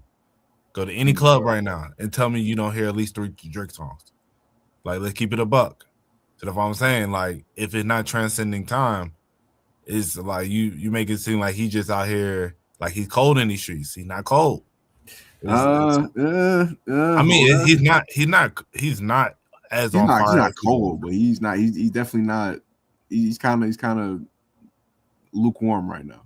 I'm not gonna lie. I would say that's to Drake's standards, though. I ain't gonna hold you. Like, it's like Drake, he like, not to even glaze, but it's just the truth. Like, he set the bar so high because the bar was Lil Wayne for like hip hop, of like how hot you could be in rap music. It was Lil Wayne. And then when Drake passed that, it was just like he making up his own like standard of like how hot you could be. Because it was like 5 years where every song that could have been played in the club was like a Drake song, like a Drake feature, a Drake remix, or a Drake song. like for 5 years. So And I mean, to go from that to like where he is now, where you only playing like Nokia, the motto, and then like what else would they play like in the club? Like, I mean, he got plenty of old stuff you can play, but if you no, talk no, I mean, but like what do they usually play? They usually play like the motto, Nokia, and then like headlines. yeah, they and then a club might play headlines. So like to go from like where it used to be to now, yeah, that's definitely a huge jump. They're gonna But, play. I mean, They're gonna yeah. play headlines before they play the motto. I hear I literally it's weird because people talk about when's the last time you heard the motto? I hear the motto like every time I'm out. It was just weird, but I hear it every time I'm out. Nah, I feel it, but that's why I say for his time relevant. Nah, and that's why I say he's not Mikey or his old dog in the era where music is at its worst. It's just hard to compare previous eras. Like, you know what it is too. Like, MJ and Stevie already been out for like 50 years. Drake only been out for, even though like 17 years is a long time compared to Stevie and MJ who came out in the 60s and 70s. Like, they already have the benefit of you grew up on their music already. Brad, think about it realistically. If we're comparing the amount of time, and if you just really compare it, this would be 1981, about 1980 for Michael, you know? So this is when he really just caught his fire. And I don't know if Drake finna catch that type of fire. I ain't gonna say all that, you know? But I'm saying it's just there's still so much time left for more music to come. We don't know exactly where things are gonna go. And I think like Rashad said, he set a bar so high. And that's why I say realistically, where he's at now, he definitely has cooled off. And I wouldn't say I like his more recent music. I'm a fan. I'll be real, but it's not to the same standard of what he created a while ago. And that's why, and I think a lot of people feel that way. So that's why they're running back to his older music. Like, not only Take Care, but I think just all his other albums are getting more play now, for the simple fact that, dang, we missed this, you know? And I think it also aged well too. Yeah, like, and that's what I'm saying. It's like, honest. Yeah, like, you know, that's what I'm saying, bro. Like, you know, if we just go keep it a buck, I'm like, bro, it's not like his music is not his music is still gonna get played 20, 30 years from now. His music's still gonna get played 40 years. Like, well, I don't know about 40, because I mean, they ain't playing no Michael in the club like that unless you really, you know, you might have hit the Thriller, and you got that one dude who get in the middle of the dance circle. You know, like, there's another one that I hear of Michael's. What is it? Dang, what is it? I hear, I don't know if it's Billie Jean. It might be Don't Stop Till You Get It. But it's like one Michael song that you'll hear like randomly when they go like old school, and then they'll like go to the next song. But yeah. Is it Rock With You? I don't know. But I be hearing like one Mike song like a night, I would say. Well, I wouldn't say on average, but like every now and again you'll hear do do do do Rock With You. Oh yeah. It might be Rock With You. Yeah, no, that's timeless right there. Yeah. That's a fact. That's a fact, Zero. I mean, no, and Tyler isn't a club artist, and he's like one of the biggest in hip hop, if not arguably the biggest right now at the moment. But you know, and that's why I say, like, I feel you, bro.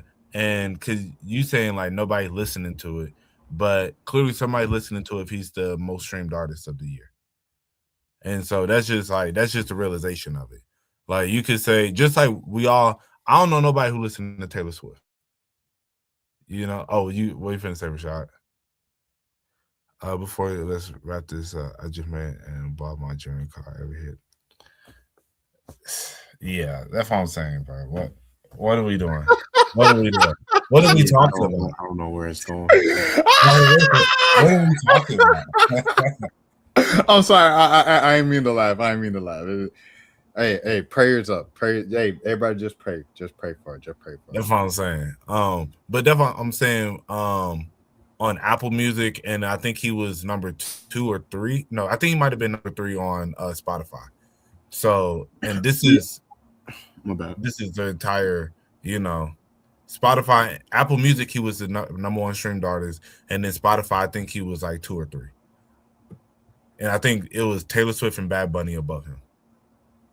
And I don't know nobody. I've never heard nobody say turn on that Taylor Swift in my life, bro. And I don't know nobody listen to Taylor Swift. And your life is crazy. I ain't gonna hold you, cause Taylor Swift, bro, you belong with.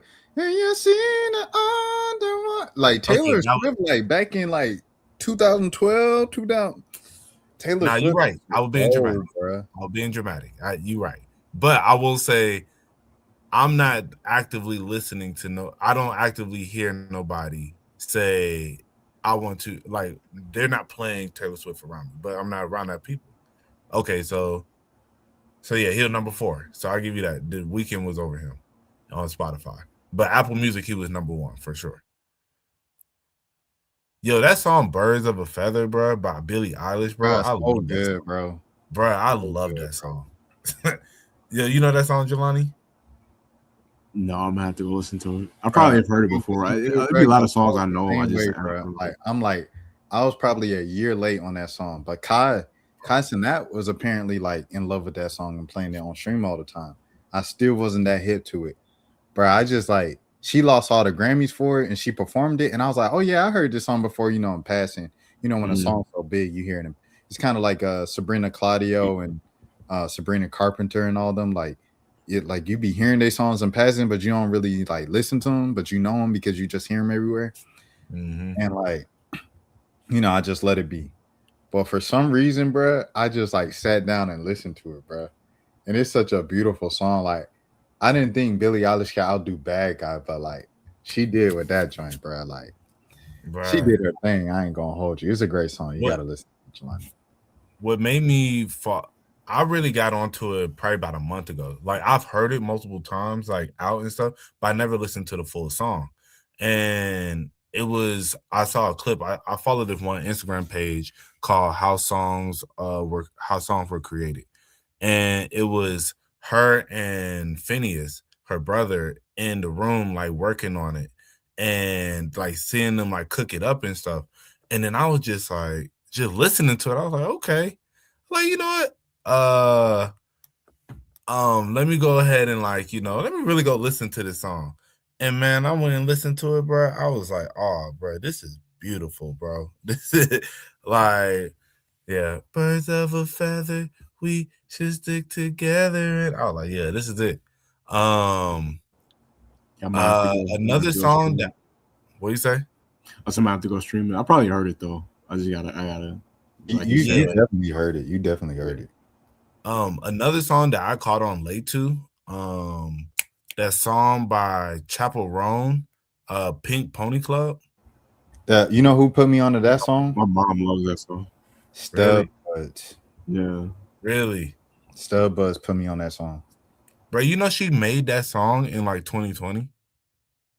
I believe it, because like the first time I heard of her was last year at the Grammys, and she was like everywhere at the Grammys last year. And I was like, I don't know who this is. Yeah, I had because I saw that when she dropped her album, the like Diary of a Midwest Princess or something like that. And I was like, who is this? And then then I saw like a clip of the song, and I was like, okay, this actually okay. And then yet again, like a couple months ago, I don't know why, I just I was like, I like this song. I'm finna actually really listen to it. And I listened to it, and I went and watched her Grammy performance, bro. I was like, oh man. And then I saw the video, and in the video, I was like, she looks so different in this. And then I looked, and it was like, oh yeah, this came out like 5 years ago, 5-6 years ago. She made that song, and then it just so happened blew up in 2024. But you see how like the Grammys is supposed to like highlight the hottest songs of that year. Yeah. So that's why I feel like the Streamer Awards is no question. You got Max, you got DDG in the crowd. There's no excuse why you ain't playing Pink Dreads to represent the 2025 year at the Streamer Awards. There's no other award show where Pink Dreads people gonna see and be like, oh yeah, I get it. Like you can't play that at the BET Awards and be like, "Oh, I get it." People gonna be like, "Man, what these streamer dudes doing up here?" Da-da-da." The Streamer Awards is a perfect place to play that, and that's why we need the Black Streamer Awards. Facts. I still haven't heard that song yet. What song? I know Big it's Drake? popular. Yeah, I know it's popular. Like I just still haven't for some. When I'm out of town, I be tripping, I be on one. That's a dance. That's a dance video. Yeah. This is that Okay, Atlanta. okay. He don't know one. I'm gonna check it Shade out because I've been aware of it. It's just for some That's reason. not hard. I ain't gonna hold you. Yeah, that's where I'm at with a lot of pop culture, bro. I be aware of everything. It's just like it's only but so much I can consume. You know what I'm saying? Like it's so Do much. you know a Sabrina Carpenter song? I know Espresso. There you go. That's what I'm saying. Like that's where I'm at with it. Like the stuff that's like big enough to get across my radar, I pay attention to it. Hey, what year was that song? You look somewhat beauty when you smile. What year was that? I don't know if I know that one. I think that was a few years ago. I think that might have been like 21. Dang. Yeah. I don't know though. I don't. Yeah, nah. Billie Eilish and I think Khalid, they got a couple songs together, I believe. Man, Khalid fell off, bro. Like Yeah, that Teenage American Dream, whatever the album called, that first one, man, first 5, 6, 7 songs is all hits. I was like, bro, I used to listen to that every morning getting ready for work, bro. In 2017, bro, man, his fall from grace was crazy. And then he tried, all right, controversial. It's what, 144? I don't need to get in trouble, but I'm gonna say it. I'm gonna just keep it a bean. You know when someone fall off and then they be like, I'm coming out the closet to try to come back. Nah, bro, you fell off, bro. Conan, Khalid, like y'all boys fell off. It is what it is. Like coming out the closet ain't gonna change nothing, bro. You saying that's what Isaiah Rashad did? Yo, Isaiah Rashad, he honestly just stopped dropping music, bro. Like it was like 2 years since his last like album, and then like that tape came out, and then he had to be like, yeah, you know, I be liking love, you know, I be liking anybody, you know. Yeah. Now that that talk song, bro, that was probably his best song in my opinion. Nah, Bro, they was playing that like when they was singing that in the barbershop, bro. I was like, okay, I get it. Yeah, So you saying you're gonna get away from it. But that was my favorite song, bro. Are y'all saying Khalid lost his powers when he chopped his high top off? What was can we just talk? Did he have the high talk with that? Yeah. Oh yeah. Then yeah. He lost his power with the high top. Yeah. It'd be like sometimes it really be like that. Like when an artist change their hairstyle, like we've seen that happen before. Yeah, that's what Future going through right now. Yeah, that's I was thinking about that. Like, man, but see, but okay, y'all talk about Stevie Wonder. I hate to compare Future to Stevie Wonder. Okay. But his legacy so established, bro. It's like anything you get from Future now is just like cookies and cream, bro. Like, oh, it's a bonus. Like yeah. Drake and Kanye, bro. Like, if Kanye come out with another hit, great. If he doesn't, it's Kanye, bro. Like, what you about to tell Kanye, bro? He made You Don't Know My Name, bro. Facts. You hang around weird folks and you don't follow the program, you'll be forgotten. Hey, you right, Zero. Nobody bigger than the program, bro. Speaking of, yo, is this the time to transition to Charlemagne to close out? What happened? I was talking about because you know Tasha K had the rumor. She was like, I heard, and my name's allegedly because you know, like Cardi B sued her for everything she owns, and like now she's like scared and for good reason. You don't own anything. All your money has to go to Cardi B. Like she can't even live in America because Cardi B sued her so bad. She had to move to Africa. Yikes. But she said allegedly Charlemagne isn't even getting a new deal with iHeart. It's over with for the Breakfast Club in January. And then a couple days later, like Charlemagne was on the cover of Forbes and it was like $200 million deal for 5 years. And then he went on Breakfast Club and was like, all these people on YouTube with YouTube channels, they don't know what they're talking about. So, you know, I personally went on there and was like on YouTube and was like, guys like Hot 97, Ebro, and stuff like that. Like, you have to understand you're not bigger than the program. Like, no matter how big of a personality you are, like Stephen A. Smith was fired by ESPN a few years ago or a couple decades ago, and people forget about that. It doesn't matter how popular or how big of a name you are. If you work for somebody and they want to get rid of you, they will get rid of you. It just is what it is. No, facts. So yeah. no, But congratulations to Charlamagne though. Yeah, no, definitely congratulations, man. That's lit. I want to say real quick, because like we finished last episode talking about it, and we didn't get a chance to talk about it since because we haven't been on.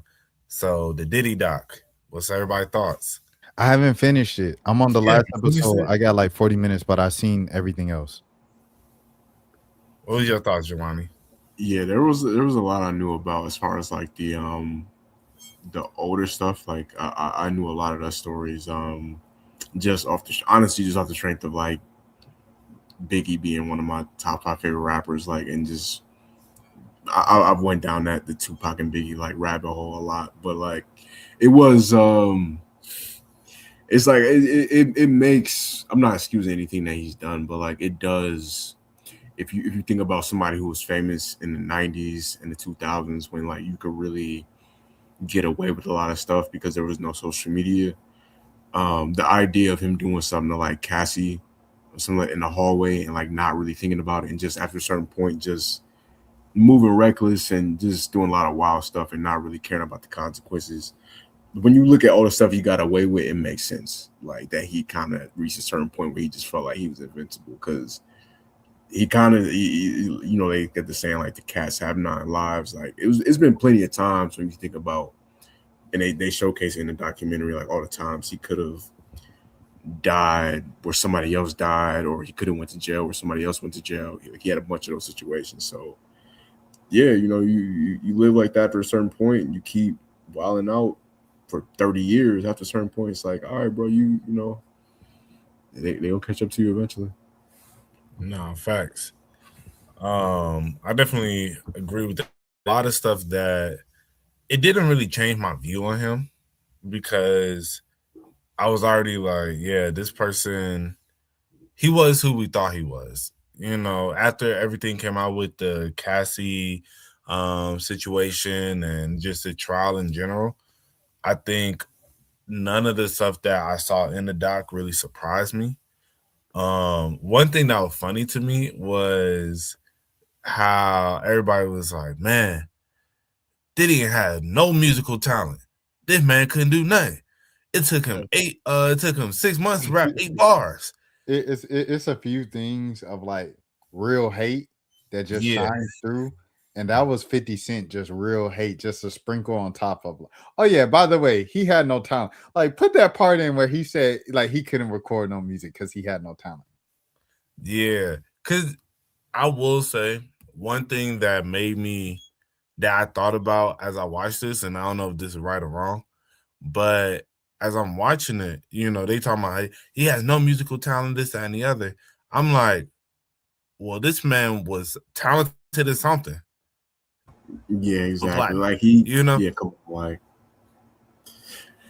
see, it's the thing about, and it's the whole like beat makers versus producers discussion. Like, I'm not trying to get into it or like overly praise Diddy, but like, yo, listen, Bad Boy had a run from like 1994 to about 2006, because like even Young Jock is Going Down came out on Bad Boy, like yeah, Bad Boy, and then even going up to like French Montana. So like that's like 2012, 13. Like you can't have the one constant through all that was Diddy. So like clearly there was something that he understood as far as, yeah, like no, can he play instruments? No. Like can he work in MPC? No. But like he knew his way around the studio enough to be able to put hits together. Yeah, and that was the one thing, especially when they show how all his main artists had left, and then he made that pivot to the band, and I was like, man, that was smart. You know, that was literally what I was thinking as I was watching. I was like, that as I said, he may not have been talented in that way, but his business acumen and just knowing how to put people in position to, and his branding and all that stuff, like he was a genius at that. And I think that kind of, and yeah, and I feel like, that's what really kind of, as I was watching it, I was like, he's a horrible person, but man, he did a lot, That's why I was kind of, as I was watching, I was like, man, because I said it didn't make me think he was even worse of a person. I was like, we already know he's a crappy person.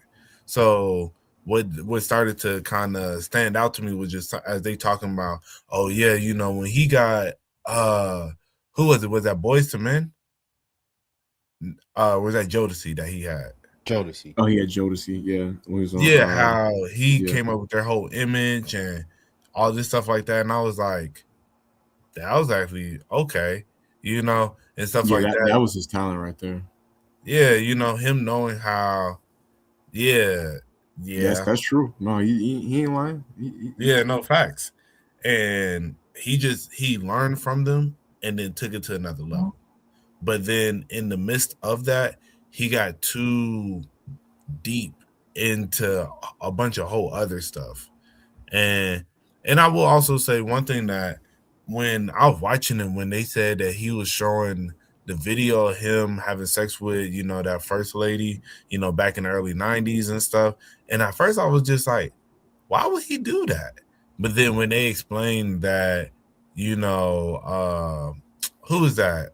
Buddy from Paid in Full. You talking about Alpo? Yeah, Alpo was sitting there doing that, used to show videos. And I was like, okay, now this makes a little bit more sense. Like when you put it in that context. Yeah, I think the doc did a great job of giving the background of why. I think that was like the things that I learned the most. Yeah. Why she's like that. Yeah, because also I think about it in the sense of when I was in high school, or even recently, you have those guys who want to show you what they done with these girls. Like, yeah, look at this girl. Like, even though you may not even know the girl, like, yeah, look, she was fine. Look what we were doing. And it was like, to me, that was never cool. Like, I never wanted to see another man have, like, especially somebody I know, just having sex with some girl or getting head from some girl. But, some dudes like to show that off. And like recently, I had a homeboy whose homeboy had came up from Miami, and he was like, he had this folder. So he was sharing onto the big screen, and he was trying to show me a video of something. And then he was like, and then he had to go to this locked folder, and the locked folder had a bunch of you could see there's a bunch of sex tapes and stuff. So I'm like, okay. So I'm kind of looking away, all right, show me, because it's supposed to be a video. He had his ops baby moms, and he was like, yeah, this is me and my ops baby mom. Like, he in jail right now, but I got, I'm riding around his car doing this and the other, right? So yeah, crazy. But then he's like, yeah, then he goes to the video of him doing something with the girl, whereas they hooking up or something. He's like, yeah, this what I be on back in Miami, bro. And I was just like, okay. And I just looked away. And then his homeboy was like, he's like, hey, bro, be cool, bro. Chill. That ain't niggas ain't trying to, we ain't trying to see that. And yeah, but that's why I say knowing people like that, it's that makes more sense when I see it in that context. I'm like, I don't know, some dude feel like they the man for being able to show that. And I'm like, bruh, we all out here doing our thing, bruh. That don't you don't earn no cool points with me for that, But yeah, putting that footage on the big screen is crazy, bruh. Yeah, I was like, bro, this ain't. Yeah, it was was what's your reaction to be like, yo, you killing them, you doing your thing, bro.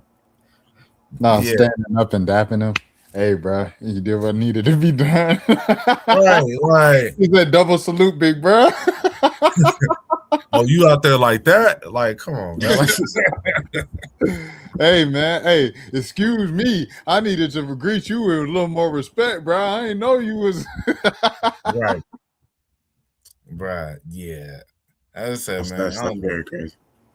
Some dudes, they weird, bro. But as I said, they feel like that earns them cool points, and so that's why when I saw that I was like, that makes sense. That's why like all these recording of, and then allegedly showing it to other people and stuff like that. I'm like, when you raise like that, you feel like that's something to brag about, and their pops was a snitch and mom was a prostitute.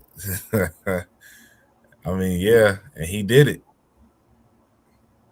Yo, one part that was so funny to me was towards the end when they were like, "What do you want your last words with music?" Nah, it's over for him. But like, what do you want your last words to be? And he was like, "I did it," and I was like, "Yeah, that sounds about right."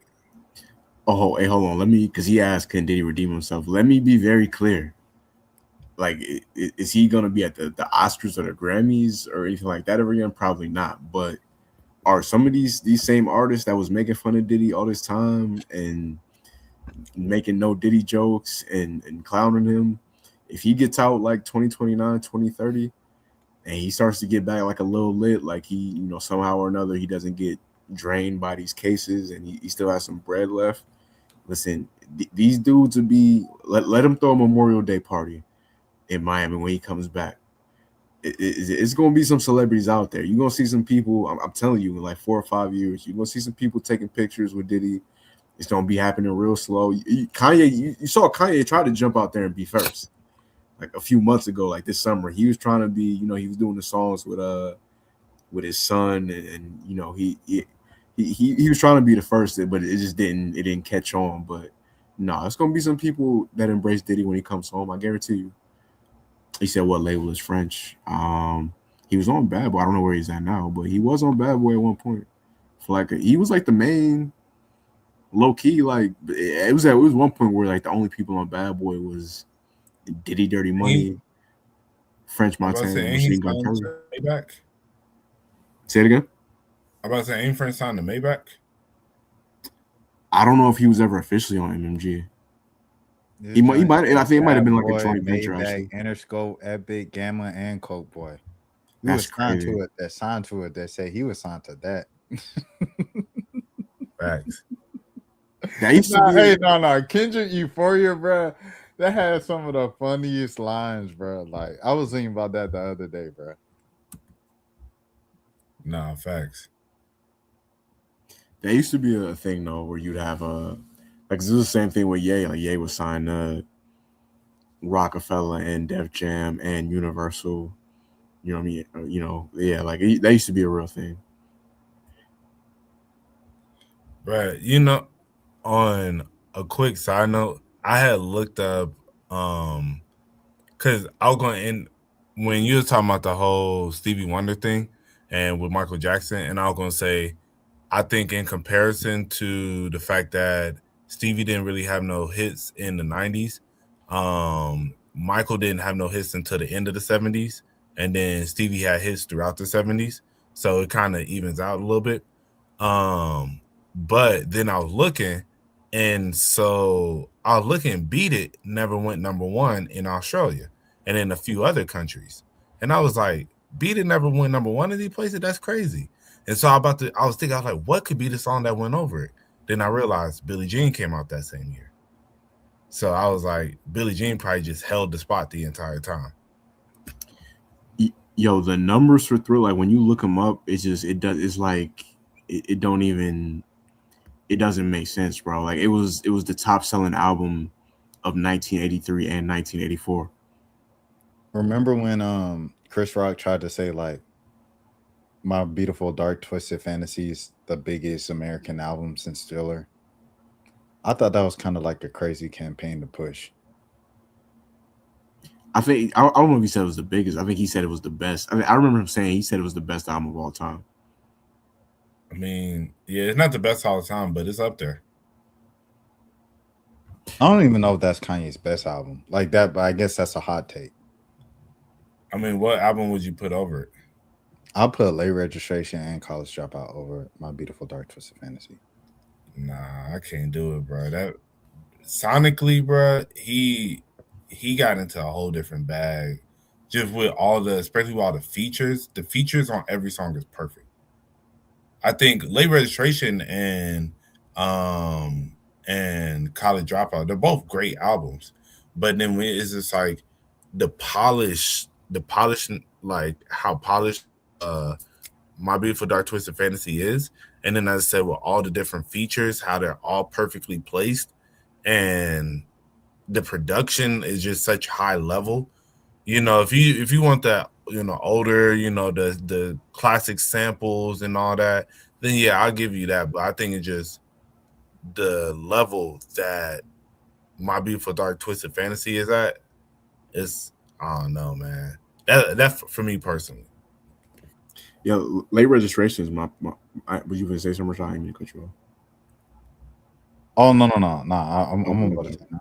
No, I was gonna say like Late Registration and Graduation are my two personal favorites. Like, just we saying my favorite, but it's hard for me to say that he has we saying a better album. Like, My Beautiful Dark Twisted Fantasy is it's just song for song. It's so much happening, man. Like, it's so many different.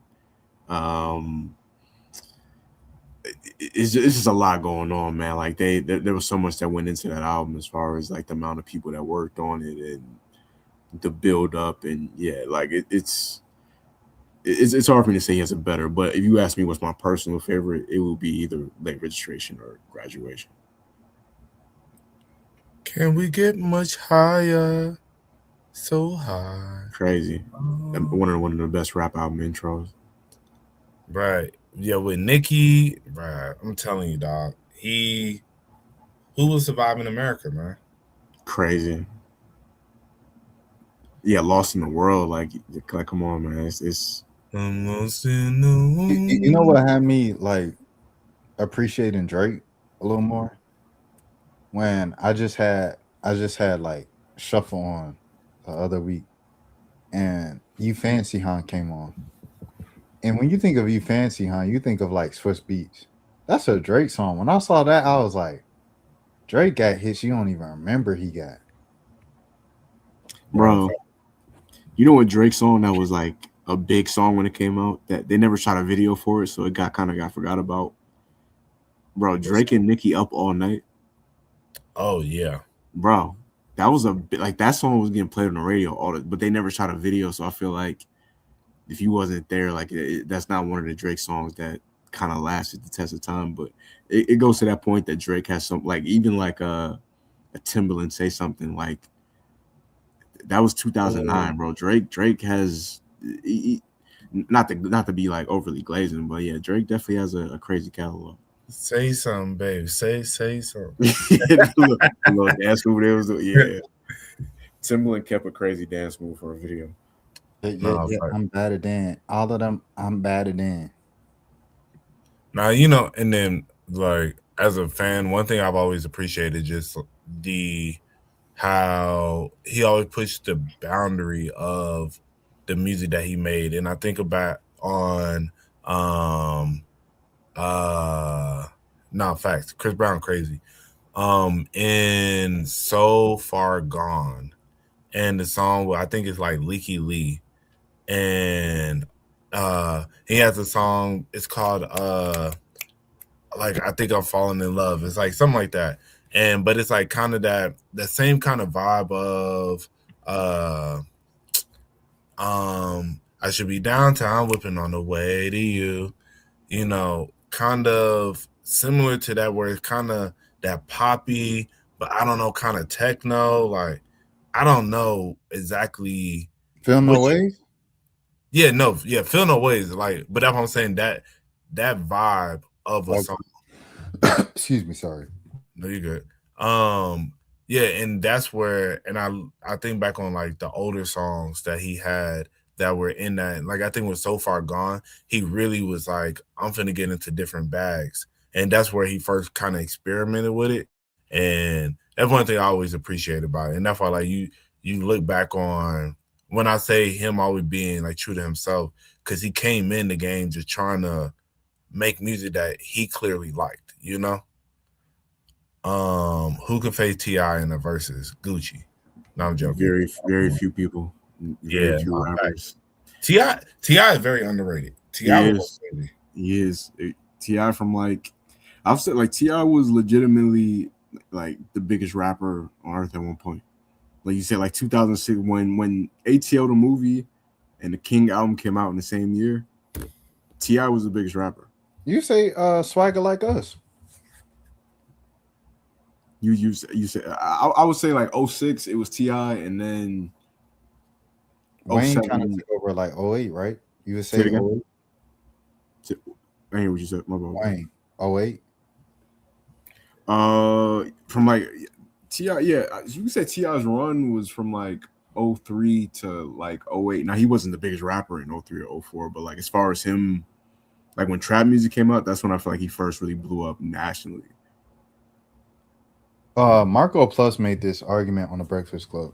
He said, "Stop at zero. Stop at zero." See, Zero from New had a York. run. Don't do that. Zero from New York. If y'all didn't know, I'm from the South, but I respect Fabulous. I definitely respect shout out to Fabulous. Stop it. FABOLOUS. Stop it. Marco Plus said that J. Cole the king of the South.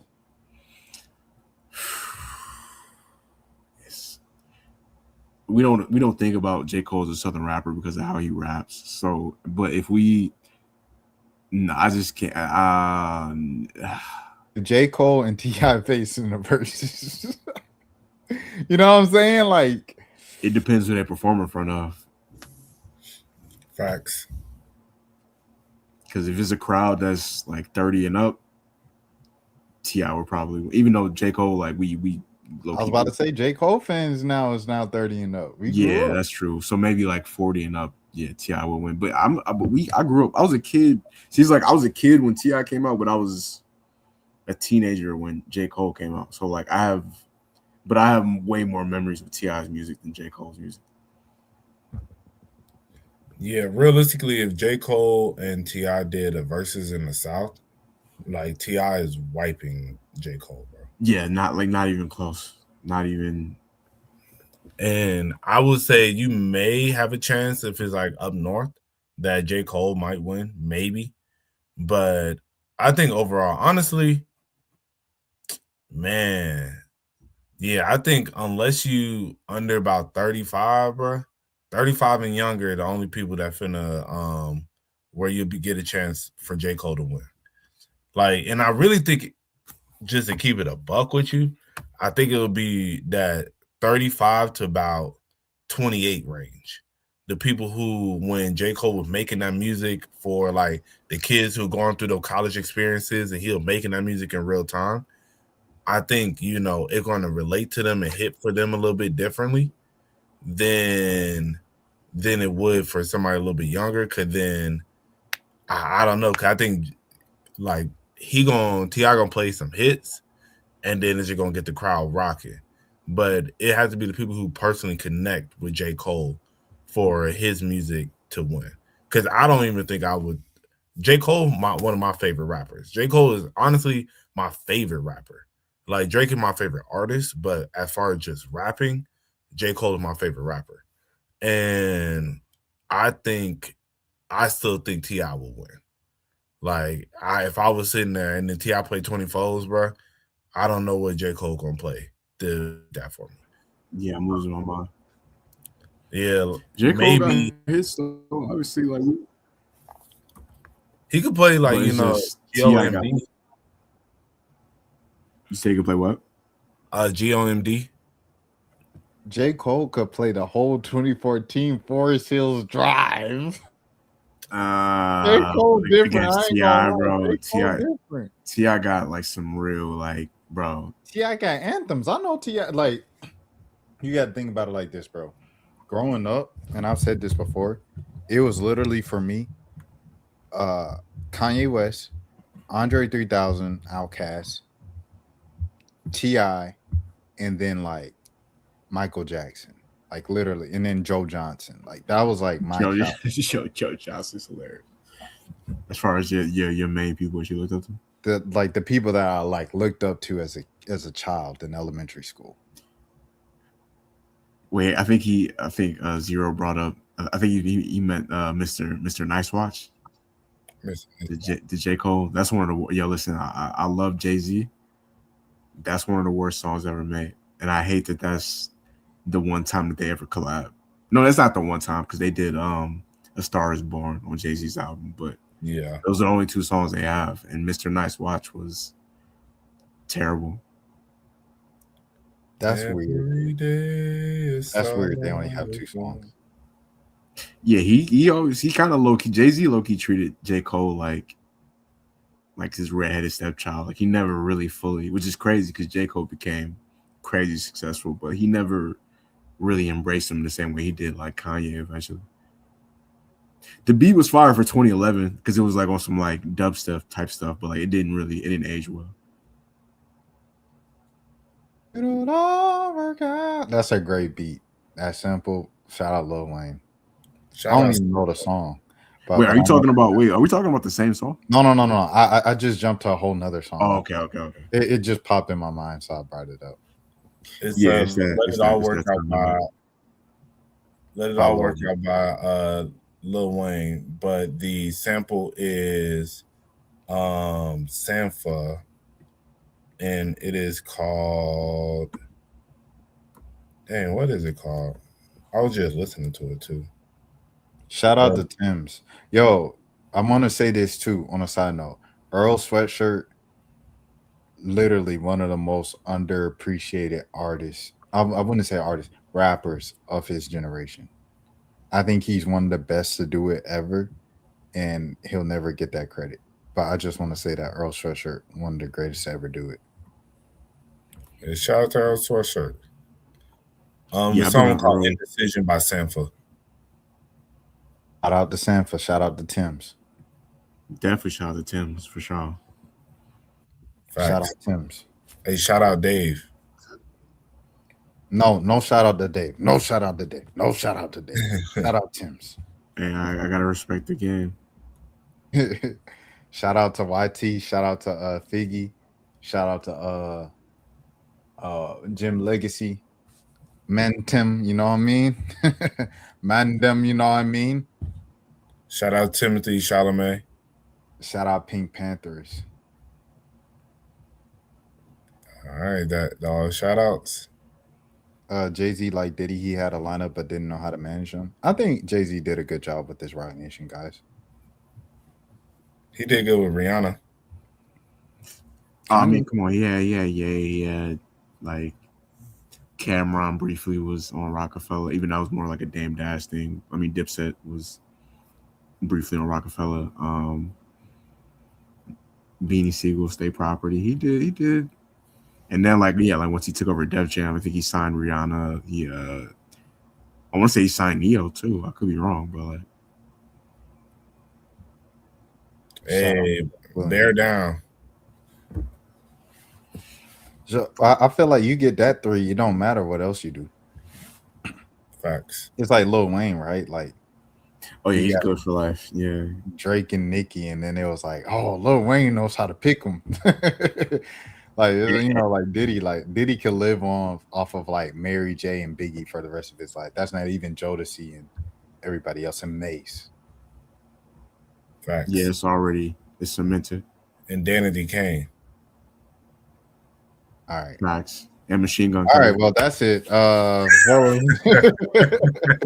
gonna say Machine Gun Kelly of French Montana? He was signed to Bad Boy. How they got potential? I'll be your sponsor. That's a classic song. That's a classic song. Perfect song. It's some songs that make you feel like that make you want to be from that place. I feel like that's a good song. Like when I listen to now it's become that guy from Tyler Creator, the remix of Hey Now. Like when I hear that, like I'll be wishing I was from like the West Coast.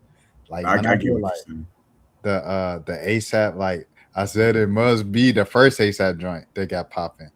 It must be a got dog. But I was like, I wish I was from like New York when that came out. Like, there's certain songs that make you feel like you be wanting to be there. No, facts. That's why I'm glad I was from Atlanta when March Madness dropped. I see what you did there. Nah, but for real, like genuinely, like when Future drops, bro, it's a different energy in the city. Yeah, no, for sure, for sure. I mean, I think being from Atlanta is just cool. Period. Yeah.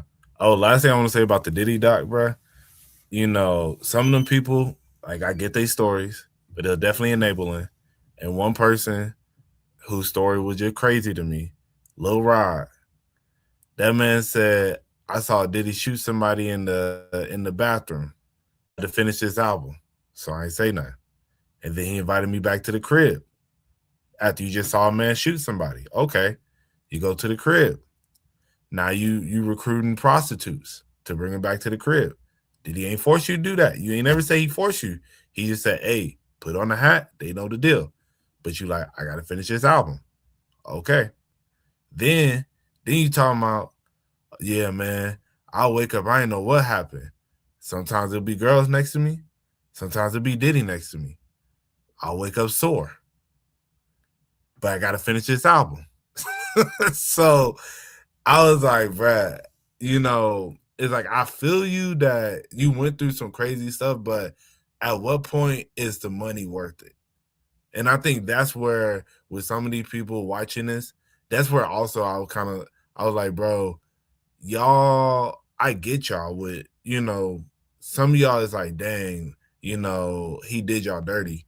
But then some of y'all, I'm like, bro, he did y'all dirty, but you wasn't gonna say nothing until he let you go. You wanted that money still. And it's like, at what point do you put your morals over the money? And it's Lil Rod especially, you know. I guess I'm not trying to say I'm victim blaming or shaming or anything, but I'm like, bruh, you saw this man shoot somebody in the bathroom, and then you still proceeded to like I could finish working in that particular environment, but I'm not going to this man's house.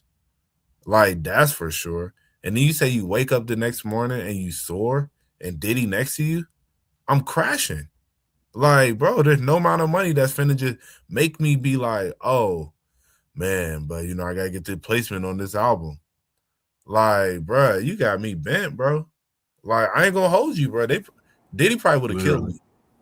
Like, I'll just keep it a buck. Diddy would have probably killed me. If he was really the monster that he said he was. You sound like them kids that be like on Twitter that's like, yo, slavery couldn't happen during my time, bro. Like, okay, so Rashad, you saying I'm not comparing the two, but that's what it do sound like. I'm not gonna lie. Okay, but I'm saying, like, for real, Rashad, tell me, like, no cap, if you was working, you had this opportunity, you wake up and, like, you know, you really want to get this placement on the Diddy album, and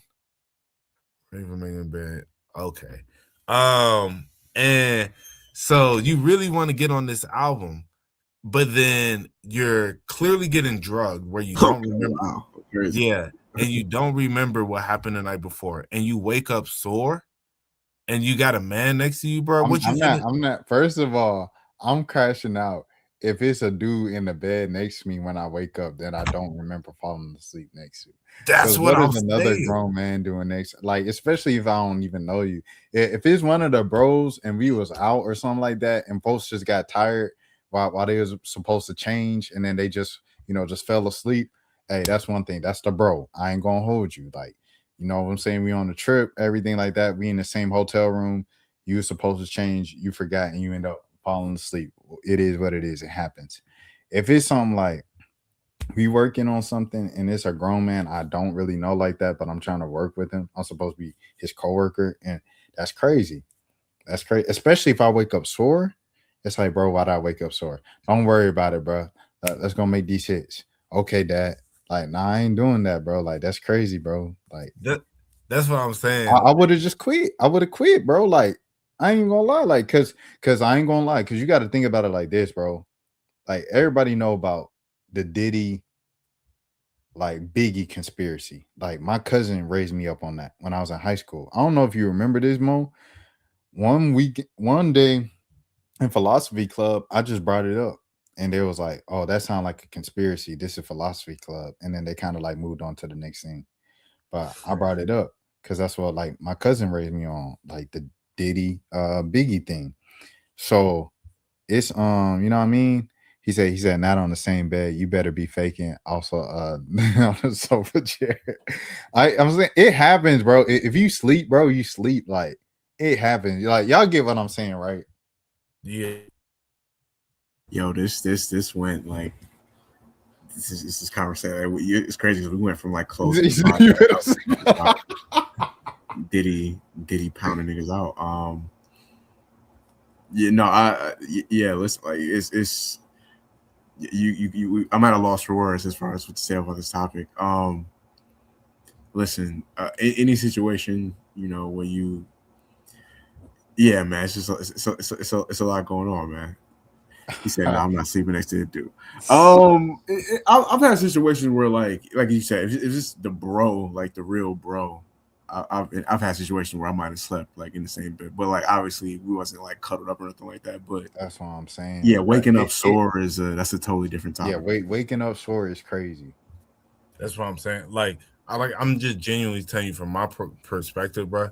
I just know myself. Like, but I'm saying, right? If you know his history, okay, he got Big out of here. He got Tupac out of here. He connected to getting so-and-so out of here. And then, you know, Mace ain't get his money. Mary ain't get her money. Shane get out of prison and say, I didn't do it. He set me up. You know what type of dude he is. Okay, I'm not even going to deal with all that. I'm going to just leave. I'd rather leave than try to fight you, and then you set me up and you do me just like the dude from the studio. But that's why I say, for me personally, bro, like I just know myself, bro. I'm going to react crazy. Like it's just going to be like, I see you next to me, my butt hurt, bro. I'm finna swing just off principle, bro. Like I'm just going to keep it a buck. That's why I say, like, I know if I was in that situation, my life would have been on the line, because I would then go into a different mindset where I'm not going to think logically no more. Because what's happened is illogical to me, where I'm like, I'm waking up. Because think about it, now you finna just go home and just live with that, bro. Bruh, he reported it to the authorities. It's in a lawsuit. Bruh, that's in a civil lawsuit. He didn't go to the authorities. He finished the album and then didn't get paid and then waited about a year. And then I'm not finishing the album. We both agree on that. Yeah. I'm not finishing the album, and I'm finna press you, bro. I'm finna press you, like, bro, what did you just do? Like, why don't I remember last night? What happened? And he'd be like, it's all good. He said, what's her name? What's her name? From City Girls. Katisha.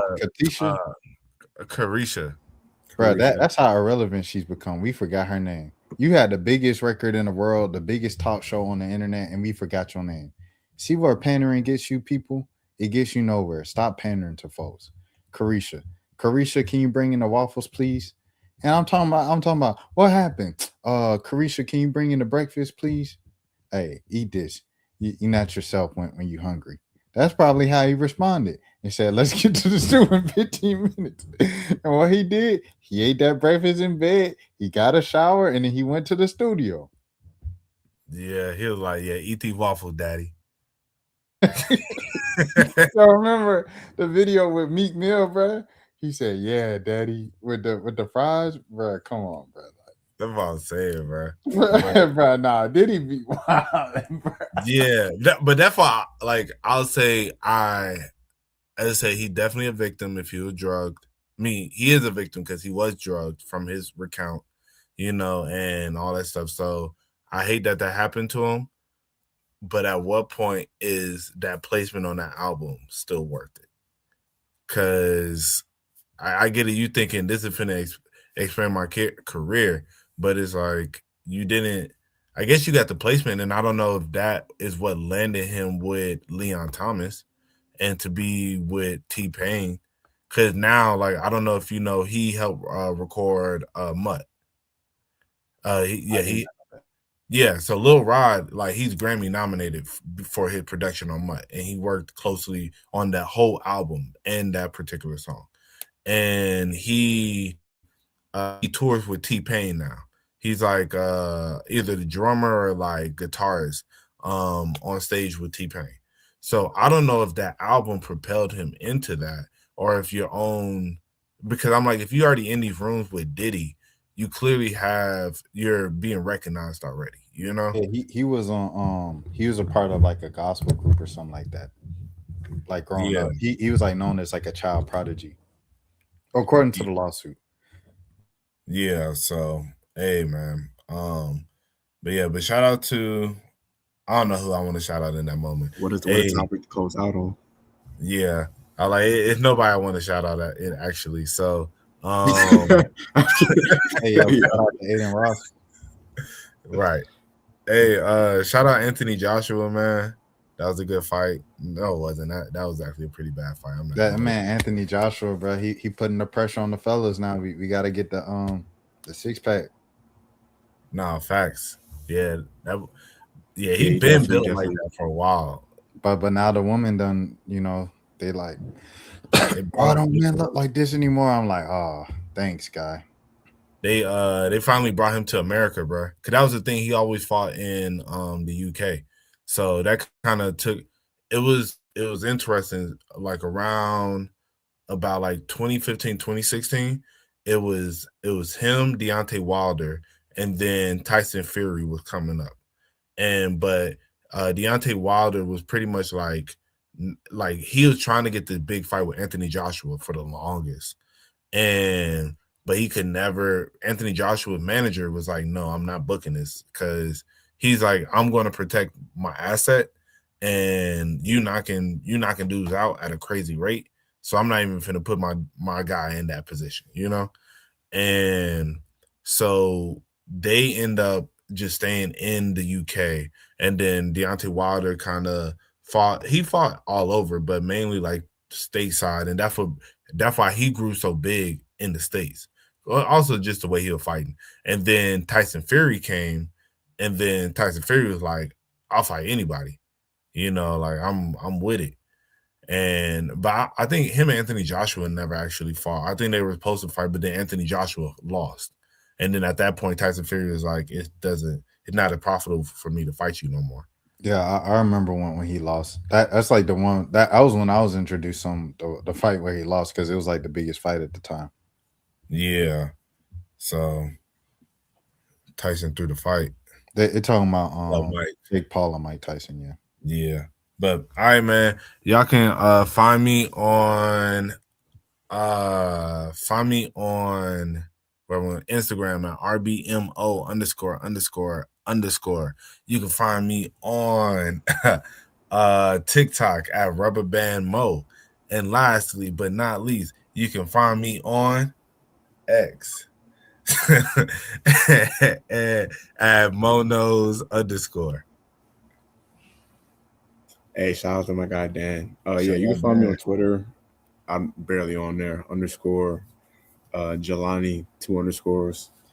I got a new phone recently, so I have to make a new TikTok.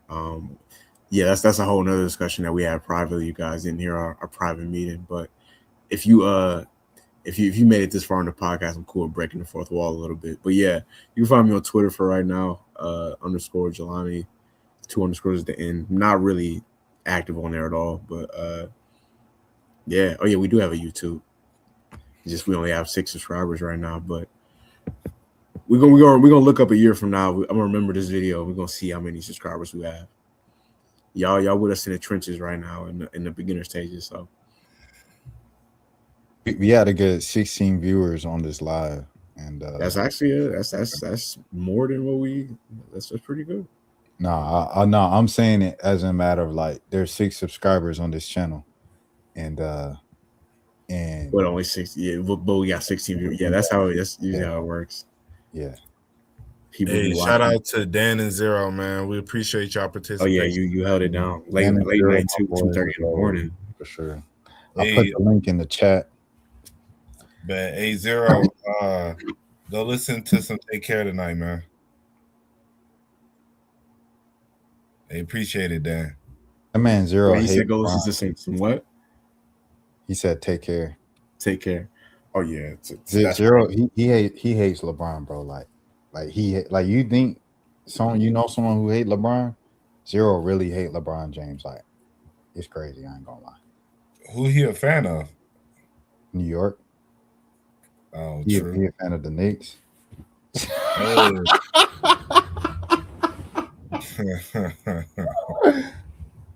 I feel it, my boy. Hey, I love to hear it, man. Hey, shout out to y'all for the NBA Cup.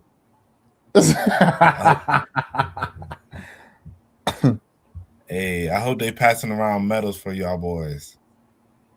Hey, shout out. Boy, next stream Rashawn Terrence, I'll be big. Hey, happy earlier birthday, man. Yeah, Happy I earlier gotta remember that the 22nd. 22nd. Hey, I'm a let me know. I might, pop on. We can all sing happy birthday. Hey fellas, appreciate y'all boys. He said, I'm glad we ain't hang the NBA Cup banner. 23rd. Okay, 23rd. Okay, 23rd. 23 like Michael Jordan. Appreciate everybody for real. Y'all make sure y'all subscribe to the 1 a.m. page. I go from 6 to 23. No, LeBron. Come on, man. Their beef is crazy, but we're not gonna talk about that. Yeah. What is there anything else? That's it. Subscribe to the page because there's 6 subscribers on there. I know we can get to 10. So yeah, that's it. That's all I gotta say. We'll see y'all next week. Sub up. Appreciate that, Zero. All right. Peace. Throw your motherfucking hands. Get 'em high.